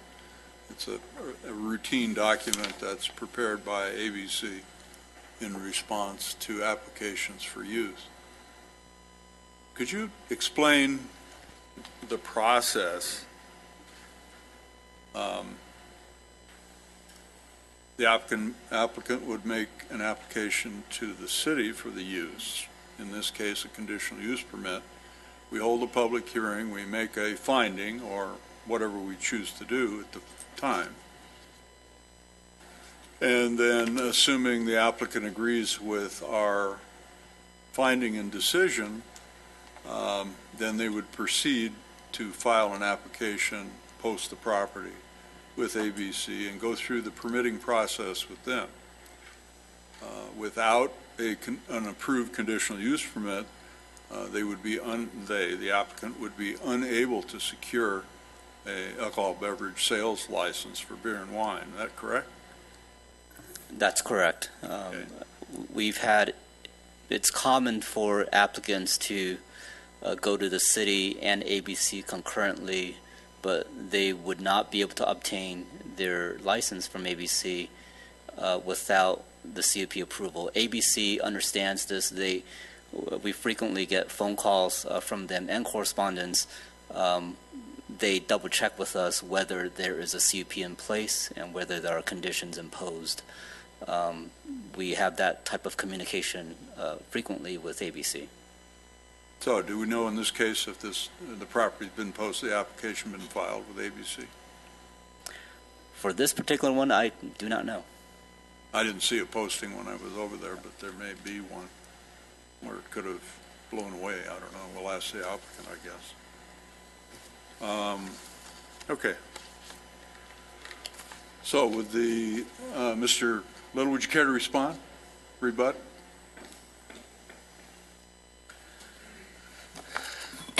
Thank you, Mr. Chairman. The ABC application wouldn't be, instead of putting the cart before the horse, we would wait for the decision from the city and then do that application there because we want the blessing from the city. Carlos Silva is here from permitting from underground storage tanks, who is the gentleman that has been doing all the underground work. If anyone would like to hear from him, he's here. We feel that we've addressed a lot of the things that the city asked us to address, meeting with Tim, the planner, and some things that they requested as far as permitting the tanks, the process. We think we've addressed I know we've addressed the truck and trailer process and the parking. We do know that whatever guidelines that are set forth by the city as far as handicap parking spaces that have to be set aside, we understand that too. We do know that I believe that, and the comments from Commissioner Coronado, I respect, and I fully understand that. I believe that, there's a lot of establishments out there that serve a need as far as selling beer and wine. Fully understand the program that the city has in place and the commission is in place as far as singles, and I really support it 100%. But I do think that in this particular location, as far as the use, and I do believe it is a convenience. There is a convenience. As a traffic patterns show, there is a convenience. So, again, I'm here if you'd like to hear from the underground permitting gentleman. He'll be more than happy to answer any questions that you may have as far as that process, or the gentleman that mentioned the tanks, what type of tanks. I do know that the type of tanks are in underground storage facilities that have to be double, triple, quadruple checked, not like the day that we remember, Mr. Chairman. So, Dug up a lot of leakers. Yeah. Did you have something, Ms. Cook? I understand this is a franchise, and I understand this franchise model or program, as you call it, is for beer and wine. What would the financial ramification be if beer and wine were not permitted for this Chevron at this location? I think that's a great question, and I think it's a question that everyone asks themselves, because I believe that the concept of mini markets and I've never been a proponent of understanding the concept that because it's a mini market, it's more susceptible for people that drink and drive. It's almost we're looking at things today that if you go to your local convenience store and you go get your loaf of bread, your sandwich, your cold drinks, ice, coffee, whatever it may be, and then you get your gallon of gas, and you got to go to another store to get whatever alcoholic beverage you may want to purchase. It's always mystified me, because being brought up in that business, I think that's part of the program. And when the majors, when I say the major, Chevron, Shell's, and even Circle K Corporation now that has been taken over, and they're not going to franchise, it's going to be individual owners. And so it's going to be company-operated stores. All of them have a program for their beer and wine. They have a program for beer and wine. They have a program for dairy program. They have a program for their hot meal program. They have convenience store items in there as far as sandwich items and lunch meats and things like that. So again, it's part of the program. And I think when you say extra mile can sometimes look at, say, we can check something off because you're not part of that whole program. Have they done it? I don't believe they will. But when you have a franchise and they've put the time and effort into developing this franchise, you kind of follow suit with their game plan. And there's been many, many times, Commissioner Cook, as far as I look at their program and say, you got to be kidding me. They are tough. They are tough as far as what they require. Let me ask it this way. If we denied the alcohol, beer and wine, would this applicant still want to move ahead with this project? Absolutely, he's going to move ahead on this project. Yes, ma'am. Yeah, I believe, he's, there's a need for this particular site, and we do believe that alcohol beverage is part of that program. That was a question I had as well. Are there any extra mile mini marts that do not sell beer and wine? That's a good question too, Commissioner Smith. I'm trying to think of the extra mile ones. I know the one in Palmdale, they do. The one on K and 20th, K and 17th is going to be. Everything's switching over. The one on, I believe it's Avenue Y in 20th, they do. Yeah, so it's extra mile, and I appeared in front of the council here a while ago in regards to the extra mile program, and they've pushed real hard on that, adding that repertoire to their franchise. And when the majors come out with a program, it's always hard to differentiate from their program, because it could always cost you and the general public a percentage or two on gasoline. And so it's not only that the consumer is hurting, it's also the one that's sitting there buying the gasoline is also hurting as far as that. So they count you on things like that. Being open 24 hours is a plus that they check on too. So all those things add into their program. Right, and personally being a franchise owner, and it's certainly not at the level of a Chevron station, but I am a franchise owner, so I do understand company models and tried and true models.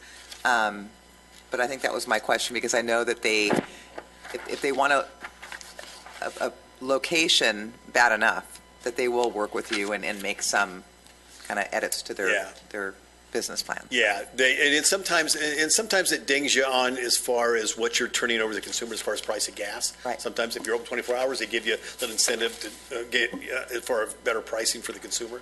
Same thing with every program that you follow suit with. So it is, and you start adding everything up, it counts at the end. Back in the day that Commissioner Vos and I were speaking of, those days didn't exist. So. Yeah. Okay. Thank you. I have a question, Chairman Vos. Go ahead.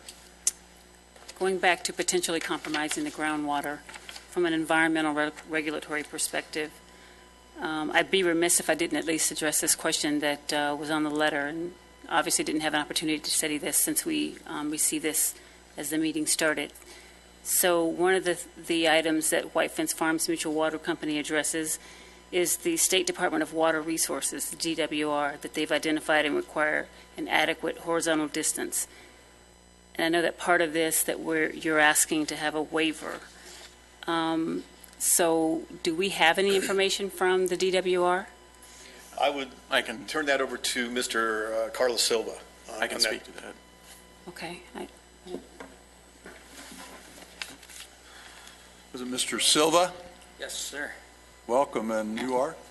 Carlos Silva. I work for Shancor. I've been doing tank installations for the past 9 years. Well, there is a specification under the State Water Resource Control Board that specifies any tank, any underground tank being within a 1,000-foot radius from your nearest public drinking water well. And that pertains to your single-wall underground tanks that are now being asked to be removed. By 2025, every single underground tank that is single wall has to be gone. Now, for your new underground fuel systems that are being installed from January 1st of 2005 and on, everything has to be double wall.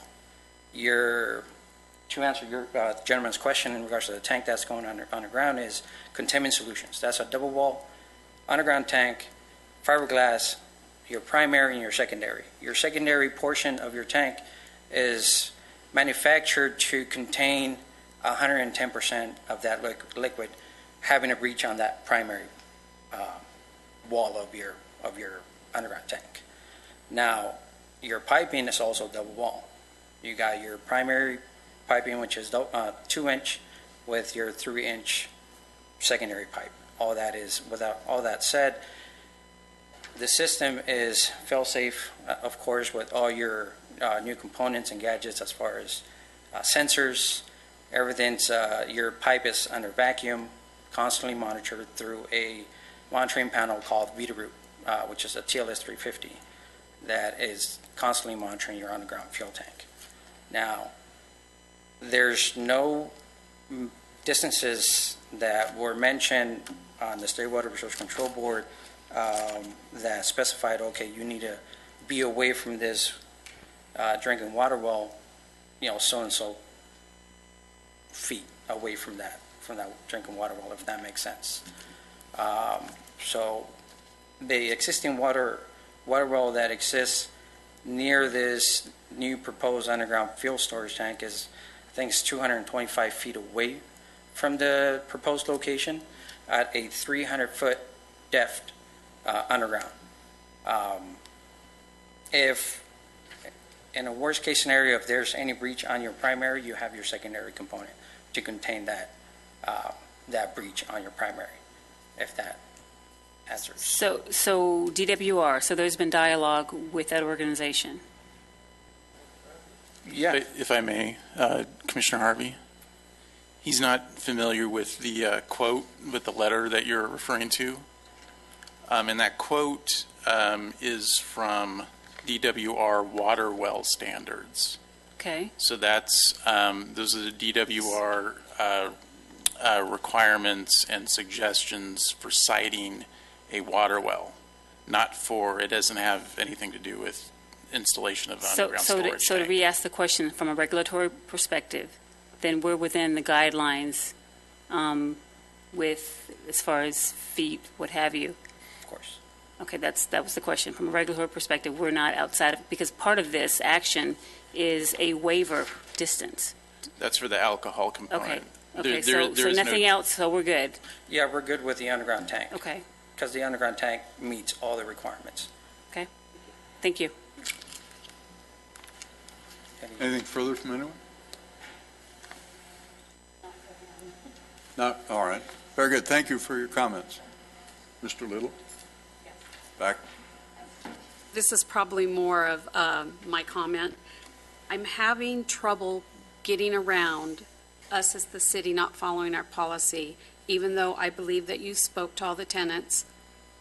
We need to follow that policy that the tenants are properly noticed by the city. And I don't feel comfortable moving forward until we have done everything that we are required to do in our policy. So I want to make that public. All right. Any more questions of the applicant's representative or comment? We're good. Anything Thank you, further, Commissioner. Mr. Little? Thank you. That's it? All right. Thank you very much. Do we have any other speakers on this item? No additional speakers. All right, then. So it would be appropriate to close the public hearing without objection and consider a motion. The recommendation before us is to adopt Resolution 1605. That's the recommendation of staff. Chairman Bose, I wanted to bring up an issue here that Go right ahead. said that the ABC form didn't look raised seal, or, you know, it looks like it's just handwritten on a piece of paper. I don't mind the handwriting, but what concerns me is we have a waiver, we have alcohol, and in the staff report, it just said the police are okay with it. Well, if this is true, how can the police be okay with it? I'm kind of curious why on any distance waiver or any alcohol sales that we're not asked or given this form from the city staff. I think that this is an important decision maker. Randy, I agree. I think I've got a lot of questions about that form, because what type of offenses? Are they all alcohol-related offenses? Does it include alcohol-related offenses on the freeway, like DUI arrests that may or may not have anything to do with, Or speeding tickets. or speeding? I mean, what? I do need a little more clarification as to what those offenses are. Without someone who's able to explain that to me. Are you? If you know the answer, sure. Well, we've closed the public hearing, so we'll have to reopen the public hearing if that's okay. I just jump right ahead. Pardon? Whatever you need to do, I would like to. Okay, very good. So no objection. We'll reopen the public hearing and call Mr. Little back. Maybe you should take a chair closer to the podium, Jeff. Thank you. In regards to that, and a lot of the police reporting being on the sheriff board for the last 15 years, and the sheriff board, is you see a lot of reporting districts, and that's one of the issues that get brought up, is obviously the district could be very broad and very wide. And it could be, one of the things that they look at, is it's not defined as DUI arrests, it's not defined as drunk and disorderly, it's a combined area, and sometimes those areas could be quite large. So a business that could be sitting on the edge of the cusp, and the area could be further north, south, east, or west of this particular location, is being reported. And you're right, Commissioner Smith. It's a combination of everything. So it's just not one thing that's defined as it's drunk and disorderly DUIs, and it's everything. It could be breaking and entering. It could be loitering. It could be anything that the Sheriff's Department's called out to. Right, and I too served on the Criminal Justice Commission and do understand the way that the sheriffs report this. I think my question more came from, if this is actually an ABC document, was this related to alcohol? So I just think I needed that clarification. Thank you. You're welcome. Is it appropriate to ask staff to gather the information and be very specific, what the district encompasses, what the offenses are, and where they're located? I feel like we would need more information. if we want further information from staff, couldn't get it tonight because they're not prepared to respond. So the action that I'd recommend is that we would continue this public hearing to a date certain, based on your questions and others of staff, so they can come back to us with a further recommendation or response or whatever the case may be. Or if the majority would choose to approve or deny, we can do that too. It's just whatever your pleasure is. But procedurally, if you want more information, the appropriate thing to do would be to continue. Okay? Go ahead. You were going to say something. I just have one more comment, just so we're clear for the record. I am in no way saying that this form is not legitimate or accurate. What I'm saying is, in my line of work, I deal with the federal government and the state, and everything's documented. There's stamps, raised seals.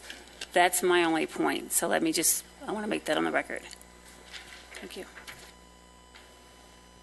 So if we're, depending on the outcome, if it's your pleasure to continue, what I'm hearing from the members is they would like specific clarification from ABC relative to this potential application and the crime statistics defined as to the region enumerated by class.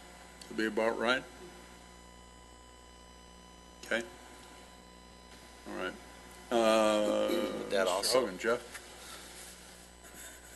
Chair and members of the Planning Commission, one of the things we can do also to be consistent with our policy is also notify the tenants too if you do decide to continue it. Right. That was going to be what I was going to ask.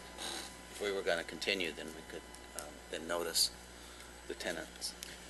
Yeah, typically what it is, you know, it's a flyer that you hand out to the operators of those co-tenancies. I mean, it's pretty, anyway. Any other comments from anyone? If you're prepared to offer a motion, or who is? Oh, wait a minute. How long do you think? Hang on. We still have the public hearing open? Yes, we do. So, go ahead. My question was, how long would staff feel comfortable with us continuing this? Could we continue to next month? Or is that kind of a short timeline?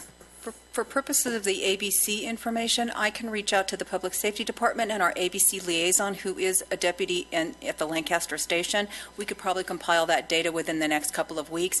I don't know what your typical timeline is for noticing the tenants, so I'll defer to Development Services in that regard.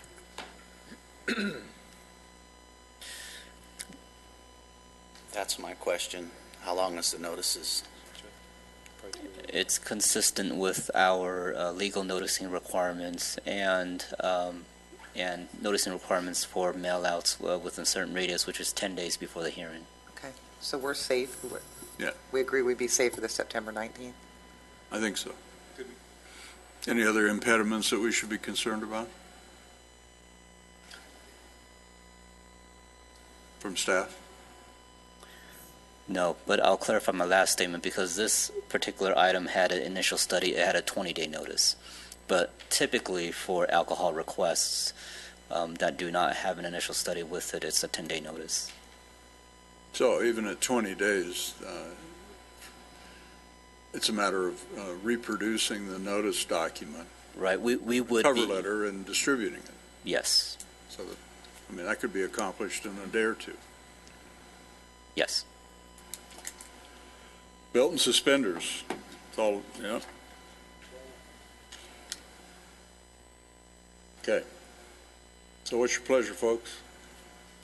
Do you want to close the public hearing and I think Mr. Little. or do you want to leave the public hearing open? Mr. Little, I believe, had a comment. What's that? I'm just trying. Mr. Chairman, we are under a time restraint with Chevron, and the sooner the better. I'm not sure if getting letters from every... It's letters to, not letters from. From, also letters from them too, also to the city, which could be done within, like you said, days. So, but we are under time restraint with Chevron USA. And I think that's why I was asking how short can the timeline be, because I would like it continued to the September meeting.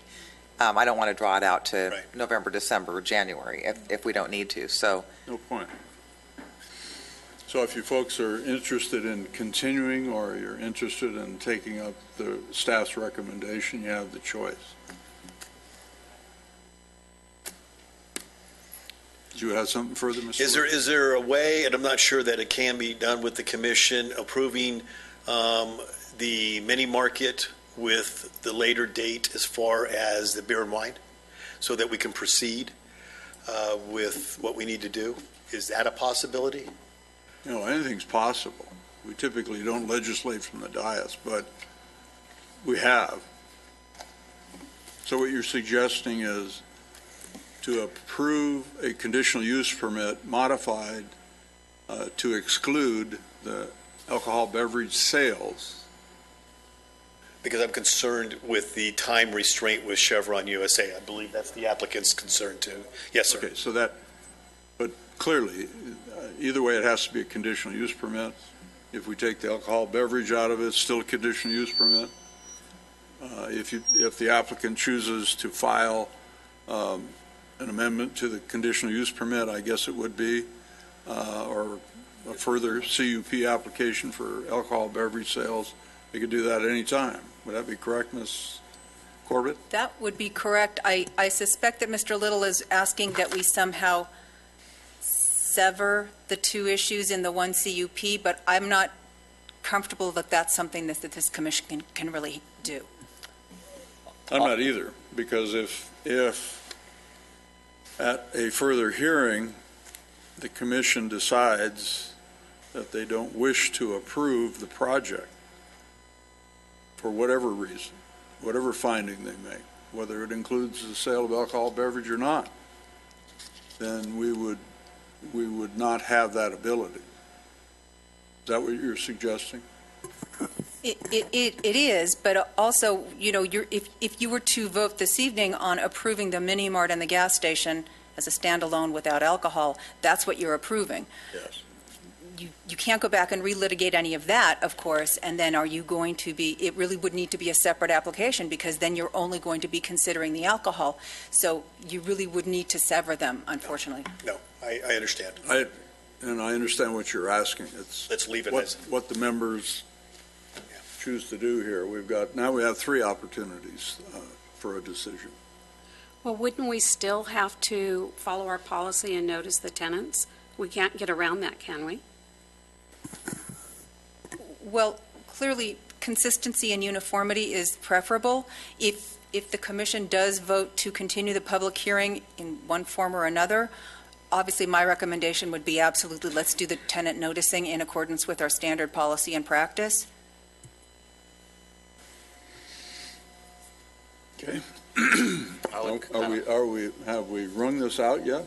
I'd kind of like to be business friendly and give the commission the opportunity to okay the motion. It can be voted up or down, and when we can give them that tonight. Is that possible that we could do that, or would it have to be continued next meeting? I think in fairness to the applicant, since we're not discussing a motion, we're just talking here. I think, all the issues that have been raised tonight, some of which have been responded to, and I'm satisfied with the responses. Other members are not. So, it would be my position that we should continue the matter, get all of our questions responded to, and then take up the entire application, because I think that's what the applicant wants. Chairman, if I may, the other challenge and difficulty in being able to move forward with a recommendation that's different than the one proposed is that we would need to modify our conditions, and it would be difficult to do that from the dais. Yep, that's why we don't do it. As far as merchant is concerned, I support the business, and there's no doubt about it. And I would not have a problem approving it, but apparently we're not able to today. I know that for business, time is money. So I will support the Chevron. Okay. So what's your pleasure, folks? Is the public hearing still open? I'm sorry, I did not.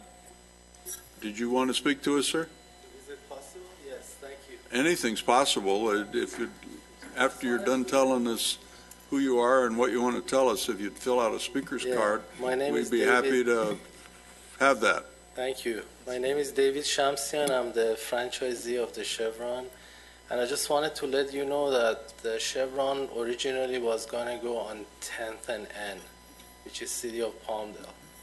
And The what now? Say that again. Chevron was originally go on 10th Street West and Avenue N, which is city of Palmdale.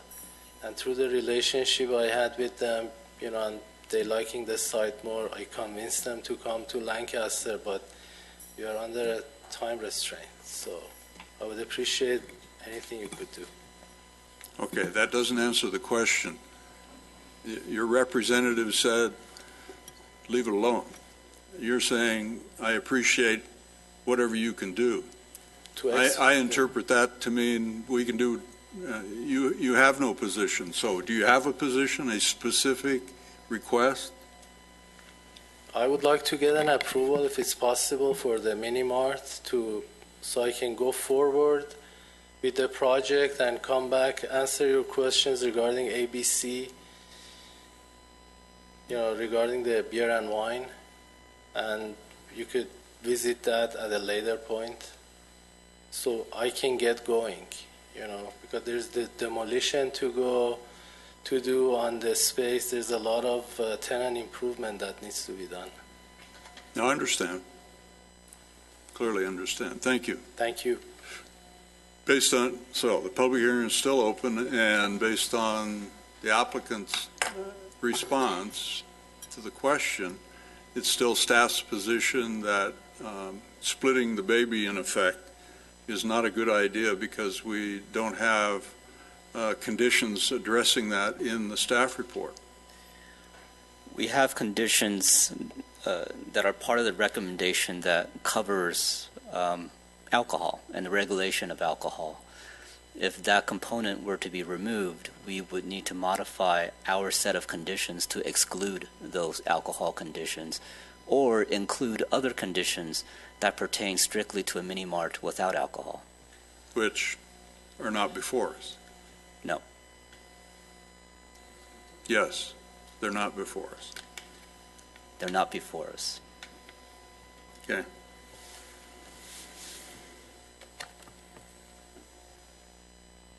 Well, we've been at this for a while, folks. What would you like to do? Leave the public hearing open and continue it, or take an action to approve or deny? Who's going to make a motion? I'll make a motion that we continue conditional use permit to 1604 until staff can follow our policy and notify the tenants, and we have accurate information back from ABC. Second. Okay. So we would leave the public hearing open so it doesn't have to be renoticed, assuming this motion is successful. If not, we'll consider something else. All right, everybody understand the motion?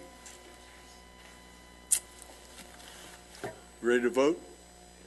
Any discussion?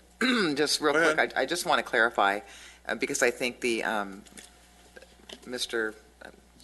Shamison made a point that he can answer any questions that we have about alcohol. And the questions I have are not to you as the applicant. Mine are due diligence with the report we received from Tarzana Treatment.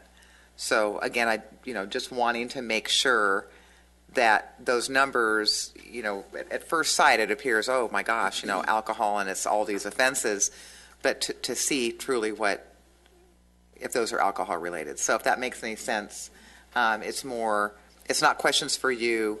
It's just trying to dissect the information that we've received to make sure we can clearly understand it. Very good.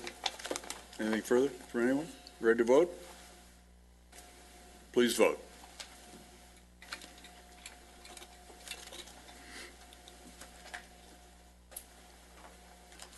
Five one. Motion passes 5-1 as stated. All right. Thank you. So let's continue the next meeting, which is September, 19th, right? September 19th? Correct. September 19th. Here. 19th. Isn't it? 19th. Okay. The next item. You folks want to take a break for 5 minutes, or do you want to proceed? Go? No. All right. All right. Item number 4 is an amendment to the Lancaster Municipal Code regarding minimum parking standards. Mr. Ing. Chairman, Commissioners, this topic of the removal of minimum parking requirements was before you a couple of previous instances back in the March Planning Commission meeting and in the May meeting. I provided a presentation explaining the philosophy behind removing the minimum parking requirements. And so I'm not going to go through all of that again, but I will just provide a real quick summary of our discussion. The preparation of the ordinance that's before you is from Commission's direction. And in summary, staff is providing a recommendation to remove minimum parking requirements in the commercial zones to one, provide greater flexibility. Again, this is not a recommendation to remove parking. This is not a recommendation to eliminate parking. It is a recommendation to give property owners and developers the ability to determine for themselves what an adequate number of parking spaces would be. Staff believes that there are advantages to taking this approach. It offers them flexibility. It allows them to maximize the value of their property. Staff also believes that there are many existing commercial shopping centers that are overparked. We do recognize that there are some shopping centers that may be just right or maybe tight in a couple of spots, but we believe that that is not the norm, and that could be addressed by the property owner. We're putting the burden on the property owner and on the developer. Staff is recommending an ordinance that essentially eliminates the long list of parking ratios that we currently have in the municipal code. So I scanned these. There are 6 pages of text in our municipal code at the moment, and it's essentially a laundry list of different types of uses and the equivalent parking ratio for each use. So here you'll see a list and a parking ratio for office uses, commercial uses, restaurants, entertainment uses, churches. There's a laundry list of these. So what we are proposing is removing this list and replacing it with language that states that the property owner, developer, or authorized agent has the ability to determine the number of spaces sufficient for their proposed use or development. The one exception that we've allowed is a church use, in which we would still, because of the unique nature of churches and how they operate, we would still like to have some ability to determine the number of spaces appropriate. But in essence, everything else for commercial zones, we're proposing the removal of the minimum parking requirements. I've included some pictures of here's a picture of our parking calculations book. This is just a picture, but it also exists in real life, and it is very heavy and has lots of pages. This is a sample page of what's in our parking calculation book. There's several pages for each shopping center, and the pages include usually a table of some sort that lists the different types of businesses, the applicable parking ratio, and the number of spaces that are allotted for each business. Frankly, it's cumbersome, and it's difficult to update each business as they come and go as well. because businesses come and go. So procedurally, I think the proposed ordinance would simplify our process in allowing a business to go in. Not to mention, we actually even collect money to help businesses determine the number of spaces that's allowed for their business. So you can imagine a business coming in that's a more intensive use, and they come to the counter and staff says, well, we have to collect $477 to tell you you do not have enough parking. It's just not the most business-friendly approach. And we have done that in the past because that is required, that procedurally for us to do so. In summary, staff again recommends approval of the removal of minimum parking requirements in the commercial zones based on the reasons provided in the staff report and in the previous memos. We have also included findings in the resolutions that are consistent with policies in a general plan that talks about having sustainable land uses and land use patterns. And we believe that this is one step or one approach in making good use of the land that we have. And this concludes staff's presentation. Thank you. I've got a couple of questions for you, but others may. Others being, go right ahead. Well, we have like an ocean of parking around, say, like Lowe's, and would they be able to develop more in that parking lot? They would. And in fact, we've received phone calls pertaining to that project site for the ability to add additional pads. And so this certainly would provide them that flexibility to do so. This is kind of a legal question because now that you bring up the Lowe's Center, I'm a tenant. No, this is So I don't know if the that entire makes sense. city. I can't Right. imagine why you'd have to. But I mean, but once you brought that particular center up, that doesn't. Makes you nervous. It kind of made me nervous, like it. This is a citywide global change, so Okay. it's not an issue. Just want to make sure. Just took my ethics training, so I'm on edge. That's why I responded the way I did. Anyone else?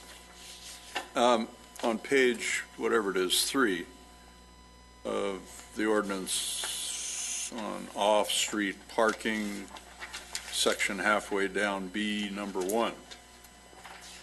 The way I read this, if I understood your comment, is the applicant, user, would make a determination of their parking need and would establish it themselves without director's review? There's always some level of discretion as part of our review and approval of a project. Developments come before us. We have site plans that are proposed by the applicant. There is always some discretion left to staff as to, determining whether a project would be successful or not. But we are giving applicants the ability to determine the number of parking spaces sufficient for their use. But it's giving, specifically, you've taken the director review line item out of the previous, the current ordinance. Mm-hmm. And you're suggesting by this particular paragraph not to include director's review, which to me, this is the meat of the whole thing. Correct. That section 220B, number 1, is the key to the whole castle, right?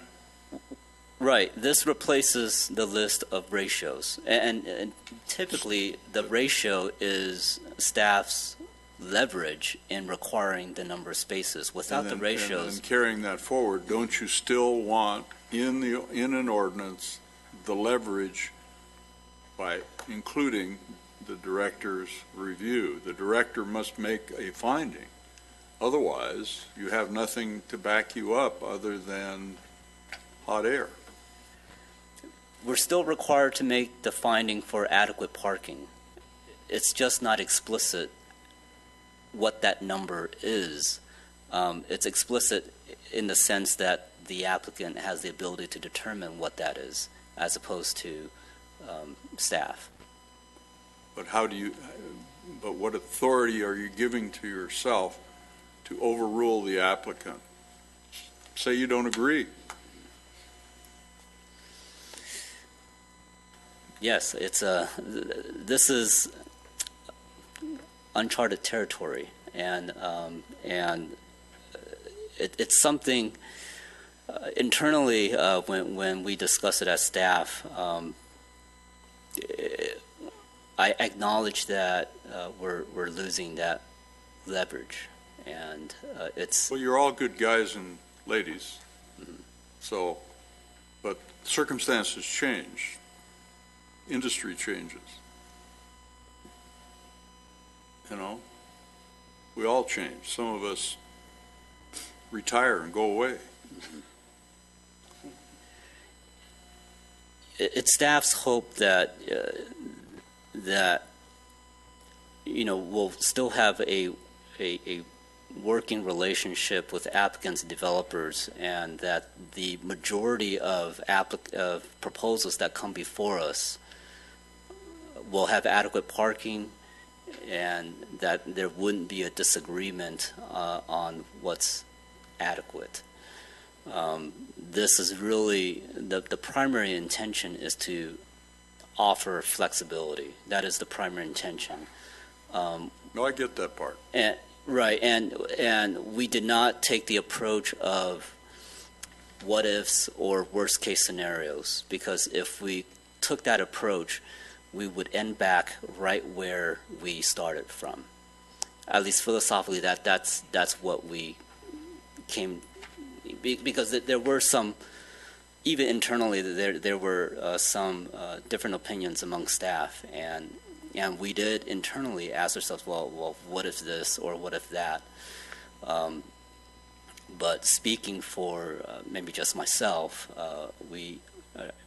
I wanted to provide a recommendation in which we took a little bit of risk and just proposed that the applicant or developer have that ability to determine the number of parking spaces sufficient for the project. I have no objection to that. The concern I'm raising is if we do not agree, we being the city staff, the Development Services Division decides at whatever level that they don't agree with the applicant's proposed land use design for parking. Where's your teeth? And if it's not written in the ordinance, it's not very defensible, I don't think. I mean, that's great if everybody can hold hands, sing Kumbaya, but, historically, that doesn't necessarily always happen. I'll say this, even if we write in something like, the director has the ability to... Well, must make the final determination. I mean, somebody's got to sign off. Right. Everything that comes across Development Services, somebody signs off, right? Sure. So in this proposed change, where's the sign off? It's still built within our development review process, and whether it's administrative or whether it goes before a public hearing, there are still findings to be made. We did not make any changes to general plan policies. We did not make any changes to the findings that we would make for typical developments. We still have to make those findings. We still have to make those recommendations consistent with the general plan. We just took our ratios away, in which we believe were arbitrary, and gave the applicant the ability to decide what that number is. but I believe there is still enough within our approval process to give us the ability to, say, veto something that is just out of whack. You concur, Ms. Corbett? Thank you, Mr. Chairman. Okay, as a lawyer, obviously. Withdraw the question. My inclination is to be paranoid and always think about the worst case scenario, because that's what lawyers get paid to do. So the trusting that most of our developers are good actors and not bad actors is a terrific concept, and I agree in concept. I absolutely do, and I don't want to weigh in necessarily on this. I think, mirror some of what you're saying, which is, and again, I haven't delved into it, so I really have not been involved in this process. I guess my recommendation would be, as long as there's still a process during the entire approval of the development as a whole for the director or for staff in his or her or their discretion to determine that what the owner, what the developer has determined thinks is a sufficient amount of parking.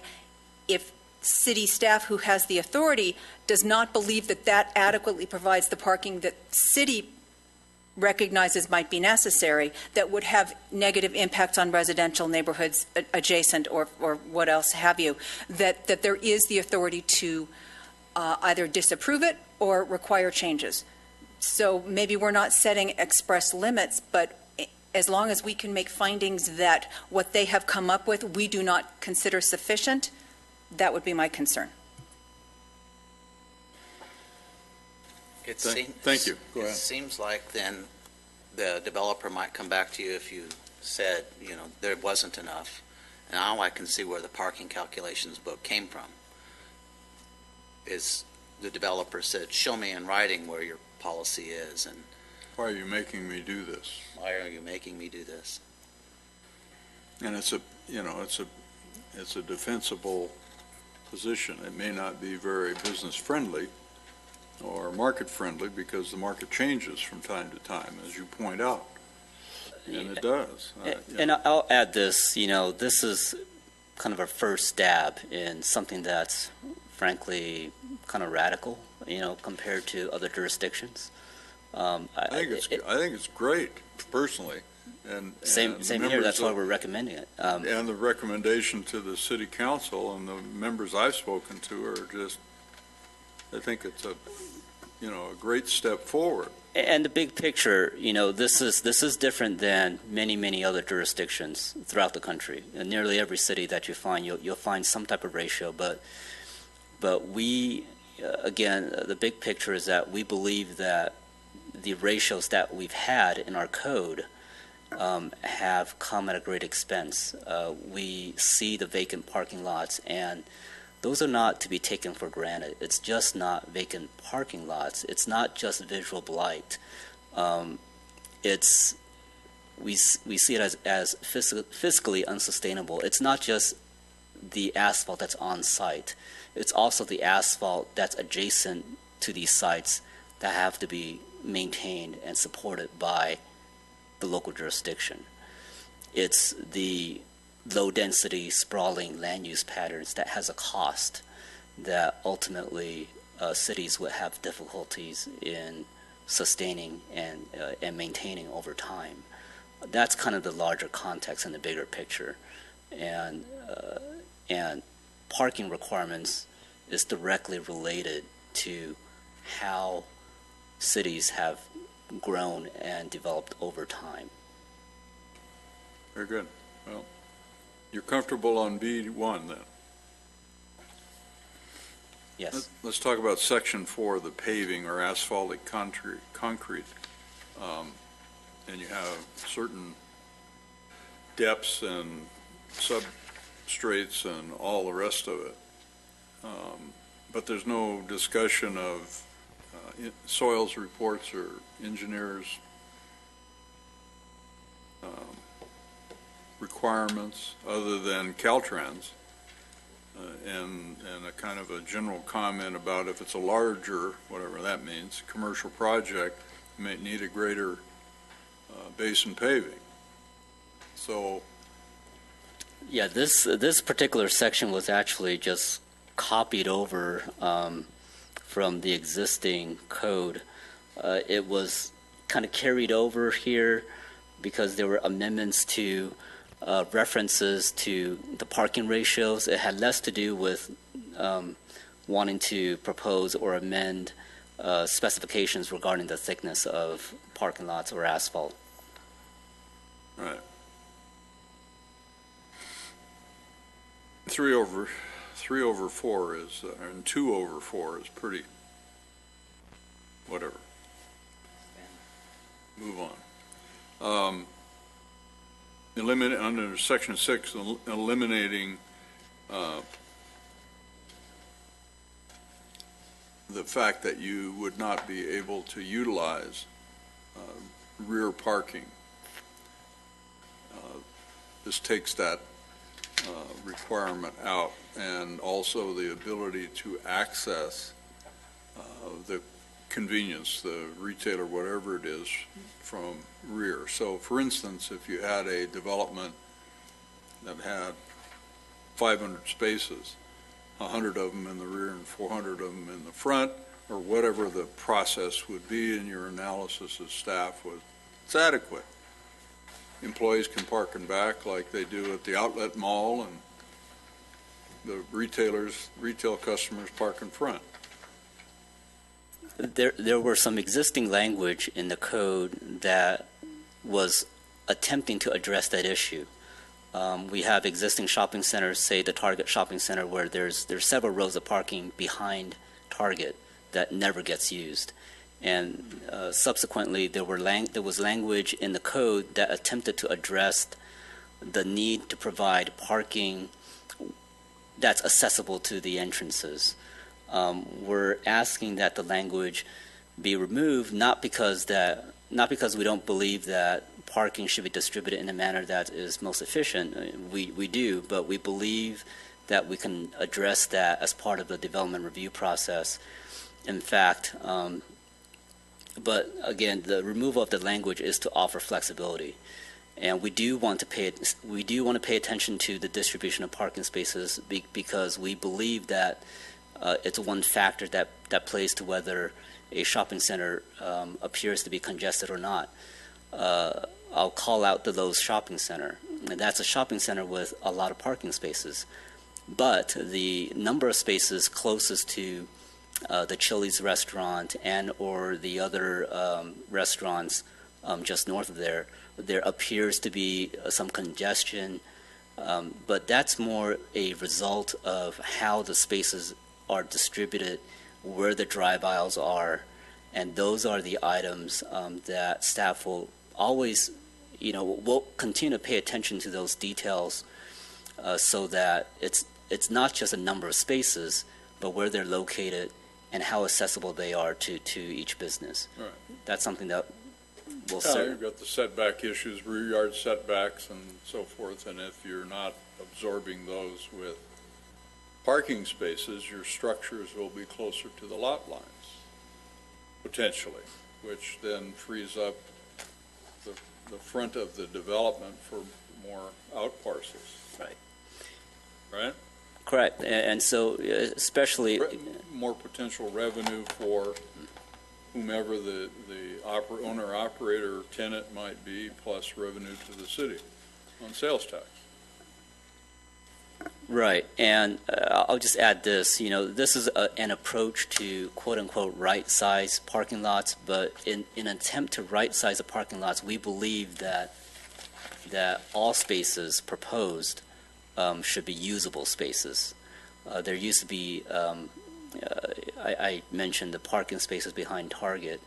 There used to be a term, actually Mr. Ludicky referred me to, he called us code parking. They're parking that was installed to meet code, but they understand they're not usable. Well, when Ted Moore developed that, it was the rule. Right. And simple to comply with the rule. All right, anything further from anybody? We need an action item on this, right?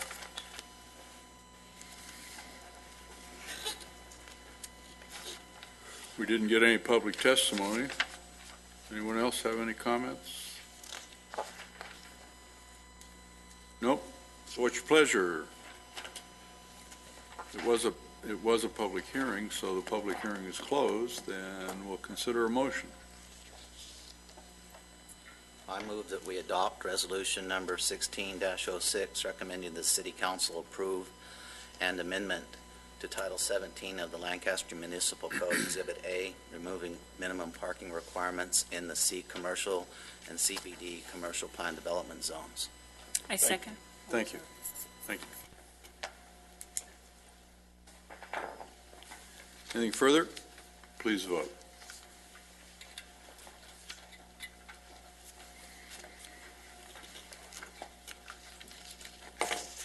Next item is a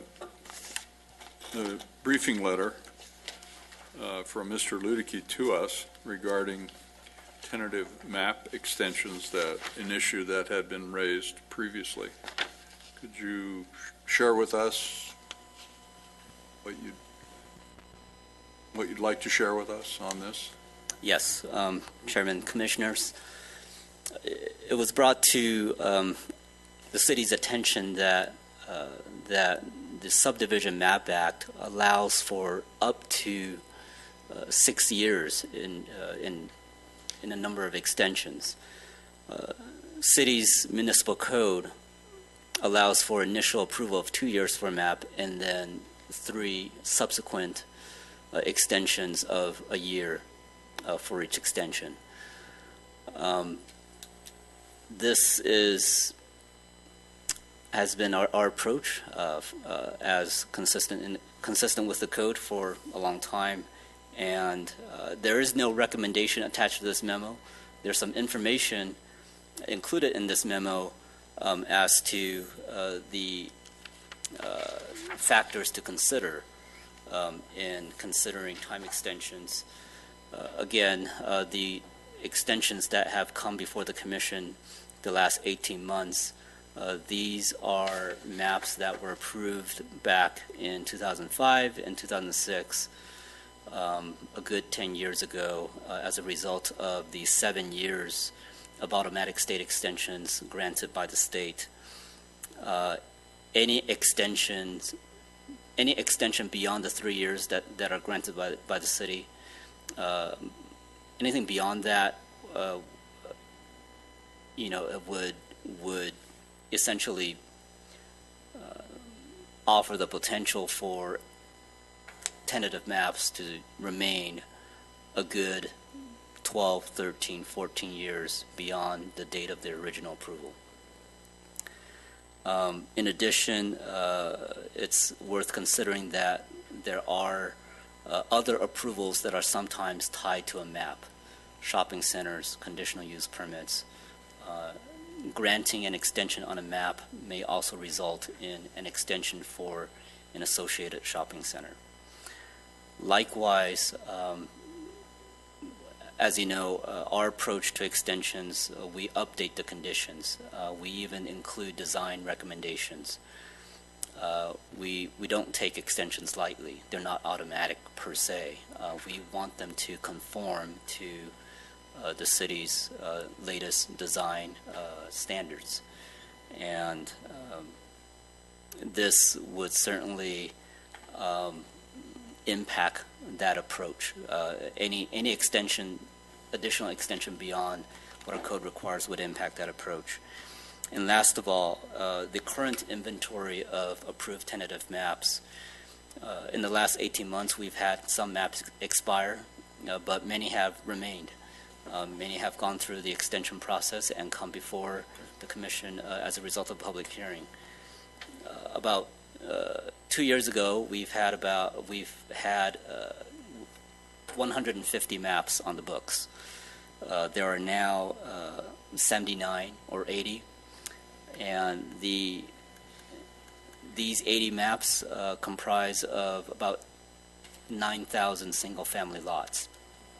That's still quite an inventory of single-family lots, and this is in addition to recorded lots that we have on the books, roughly 1,100 recorded lots. These recorded lots are typically part of subdivisions that have been partially constructed but not yet finished.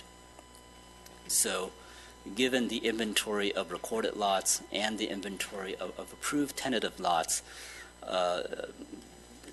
it would be difficult to justify or find reason to provide any additional time beyond what we have already allowed for.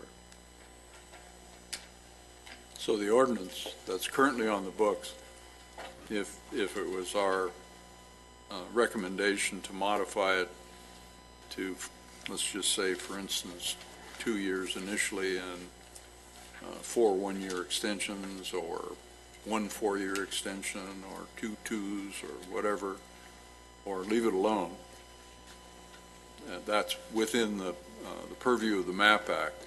However, something less is also within the standard of the MAP Act. Yes, the topic of extensions, it's purely discretionary on the local jurisdiction. So the ordinance that's on the books then, as you defined, is 2 plus 3, plus 1 year extensions 3 times, assuming the applicant. 2 plus 1 plus 1 plus 1. So okay. So the applicant has to apply.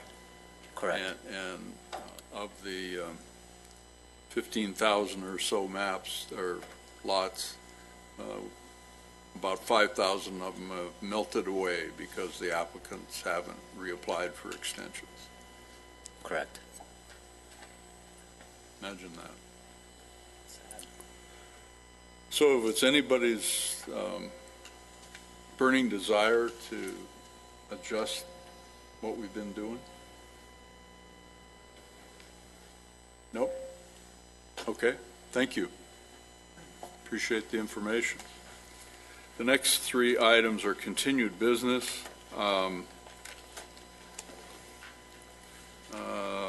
Staff will be coming back to us with a recommendation and some field trip opportunities on item number 6, zero net energy housing, and the consideration of imposing potential future development standards that are likely to come into play in 2020 and reach out and do them earlier. So when do you expect we'll have that? I'm going to allow our building official, Mr. Bennett, to make some comments. Chairman, Vose, Commissioners, we just did want to update you on where we're at with the ZNE ordinance. What we've been doing is reaching out to the local developers, those who are actually working in our area. The idea was to try and get them to come in, see who in their organizations would be willing to sit down and meet with us. So we've compiled a list, and we're going to be contacting them to meet with them. We've also been contacting local solar contractors with the idea of seeing how much solar would have to be provided in order to offset their energy bill to really meet a net zero. Along with that, trying to determine what the cost per kilowatt would be. So we're getting some information from them as well. Also of interest, we've reached out to some appraisers. We've heard it rumored that the appraisers aren't giving value to the solar system, so we wanted to see if that's actually the case, if that's true or not. So we're reaching out to them as well.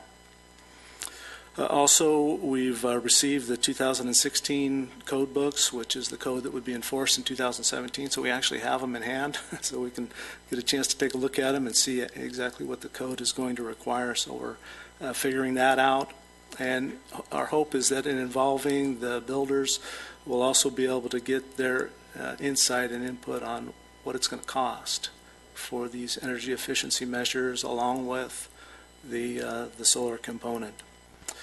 So in the near future, we're going to be scheduling meetings with developers, and we're looking to include the BIA in that as well. We're looking to identify the path to attain the Z&E, whether it be through the green building standards or simply modifying our existing ordinance from the one per unit, 1 kilowatt per unit. Along with that, we're trying to determine costs, and once we get all that, well, we'll be able to bring it back to you for your consideration. We're hoping perhaps in October we might be able to have something for you. Very good. Any questions? All right, thank you. Next item, Alcohol Ordinance Working Group. The group will be meeting again this next week, I believe. I have to look at my calendar. Week Thursday or something, I don't know, whatever day it is. At any rate, I'll be attending along with Mr. Ludicky. And the anticipation is then that this commission will be hearing recommendations from this group. We'll hold a staff briefing, and then we'll hold a public hearing in September and possibly make a recommendation in October to the City Council as it relates to Ordinance 1013. Is that right? Yeah. The previous ordinance we looked at that the City Council adopted and held in abeyance till January. And last but not least, the land use implications for recreational marijuana. And Ms. Corbett has a brief comment. Thank you. At the last council meeting, the mayor presented some further thoughts about a direction we might want to consider going, focusing more on cultivation, indoor cultivation, staying away from retail to the extent possible.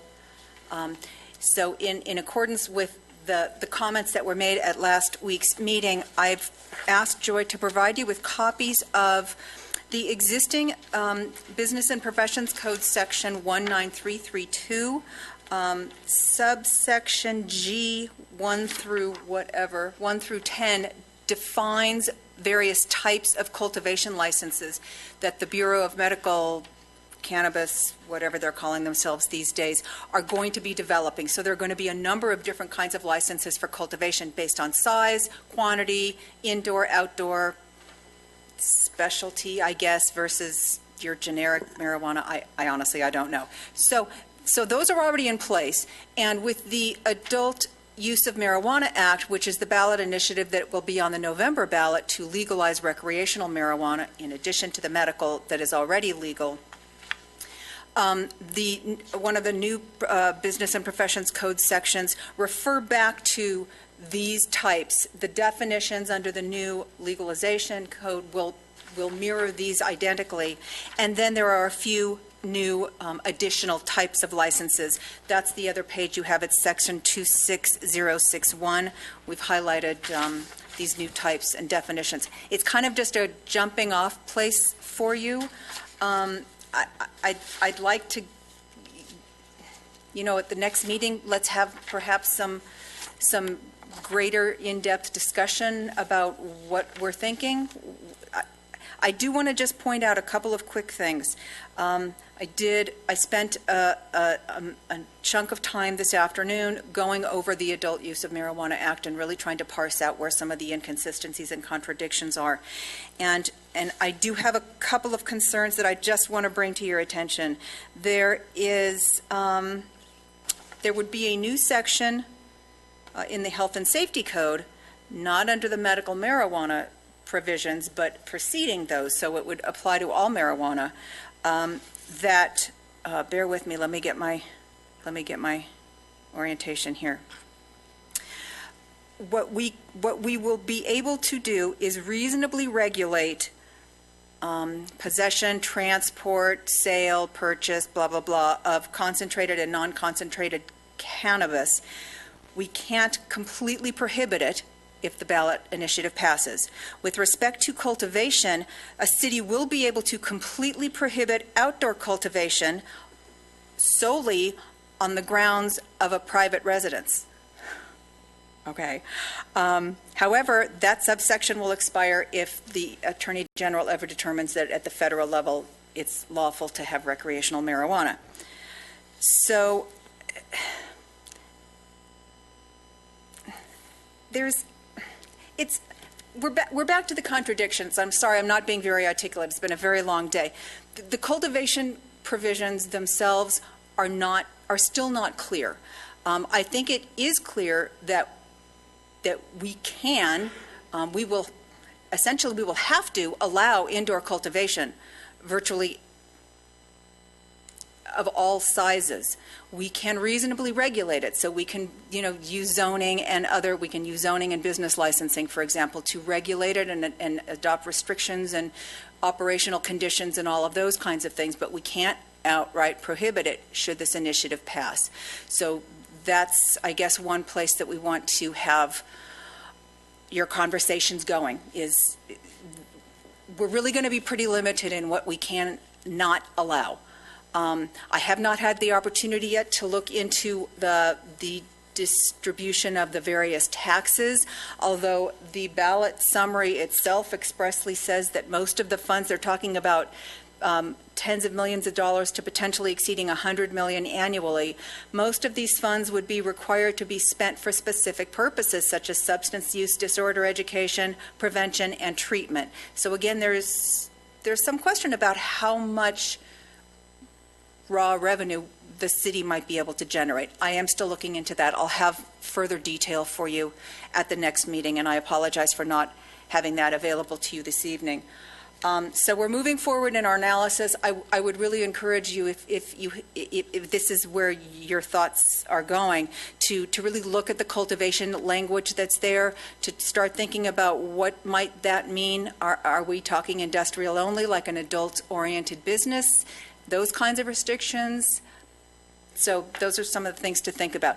If any of you have an interest in getting a copy of the entire ballot initiative, it's really unwieldy, it's really badly written, and it is contradictory in places, but I'd be happy to have Joy, send you a PDF copy, so if you'll just let her know, we'll make sure that that gets to you. And one final thing just for this evening, I did want to let you know that the last week, the Drug Enforcement Administration denied a petition to reschedule marijuana. It is so at the federal level, it is still a Schedule I controlled substance, similar to heroin, PCP.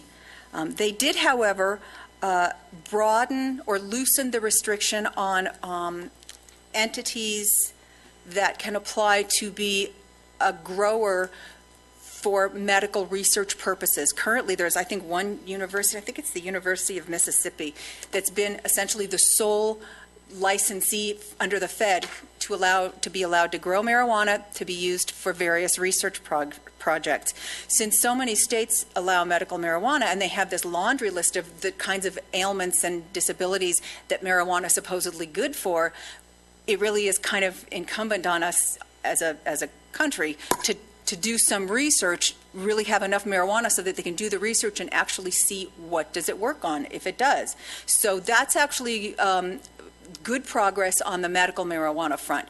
The refusal to reclassify marijuana at the federal level right now, of course, keeps us in the same position that we've been and that we've had a number of conversations about. So I just wanted to bring you up to date on that. I will continue my research on the revenue, on the fees, on the taxation, and so forth. And if any of you have any questions between now and the next meeting, you are, of course, free to welcome me individually. I'd be happy to discuss any questions you might have. Thank you. I think we've already received the link on the ballot initiative. So if you don't have that, Ms. Reyes will share that with you if you need it. All right? Go ahead. Oh, okay.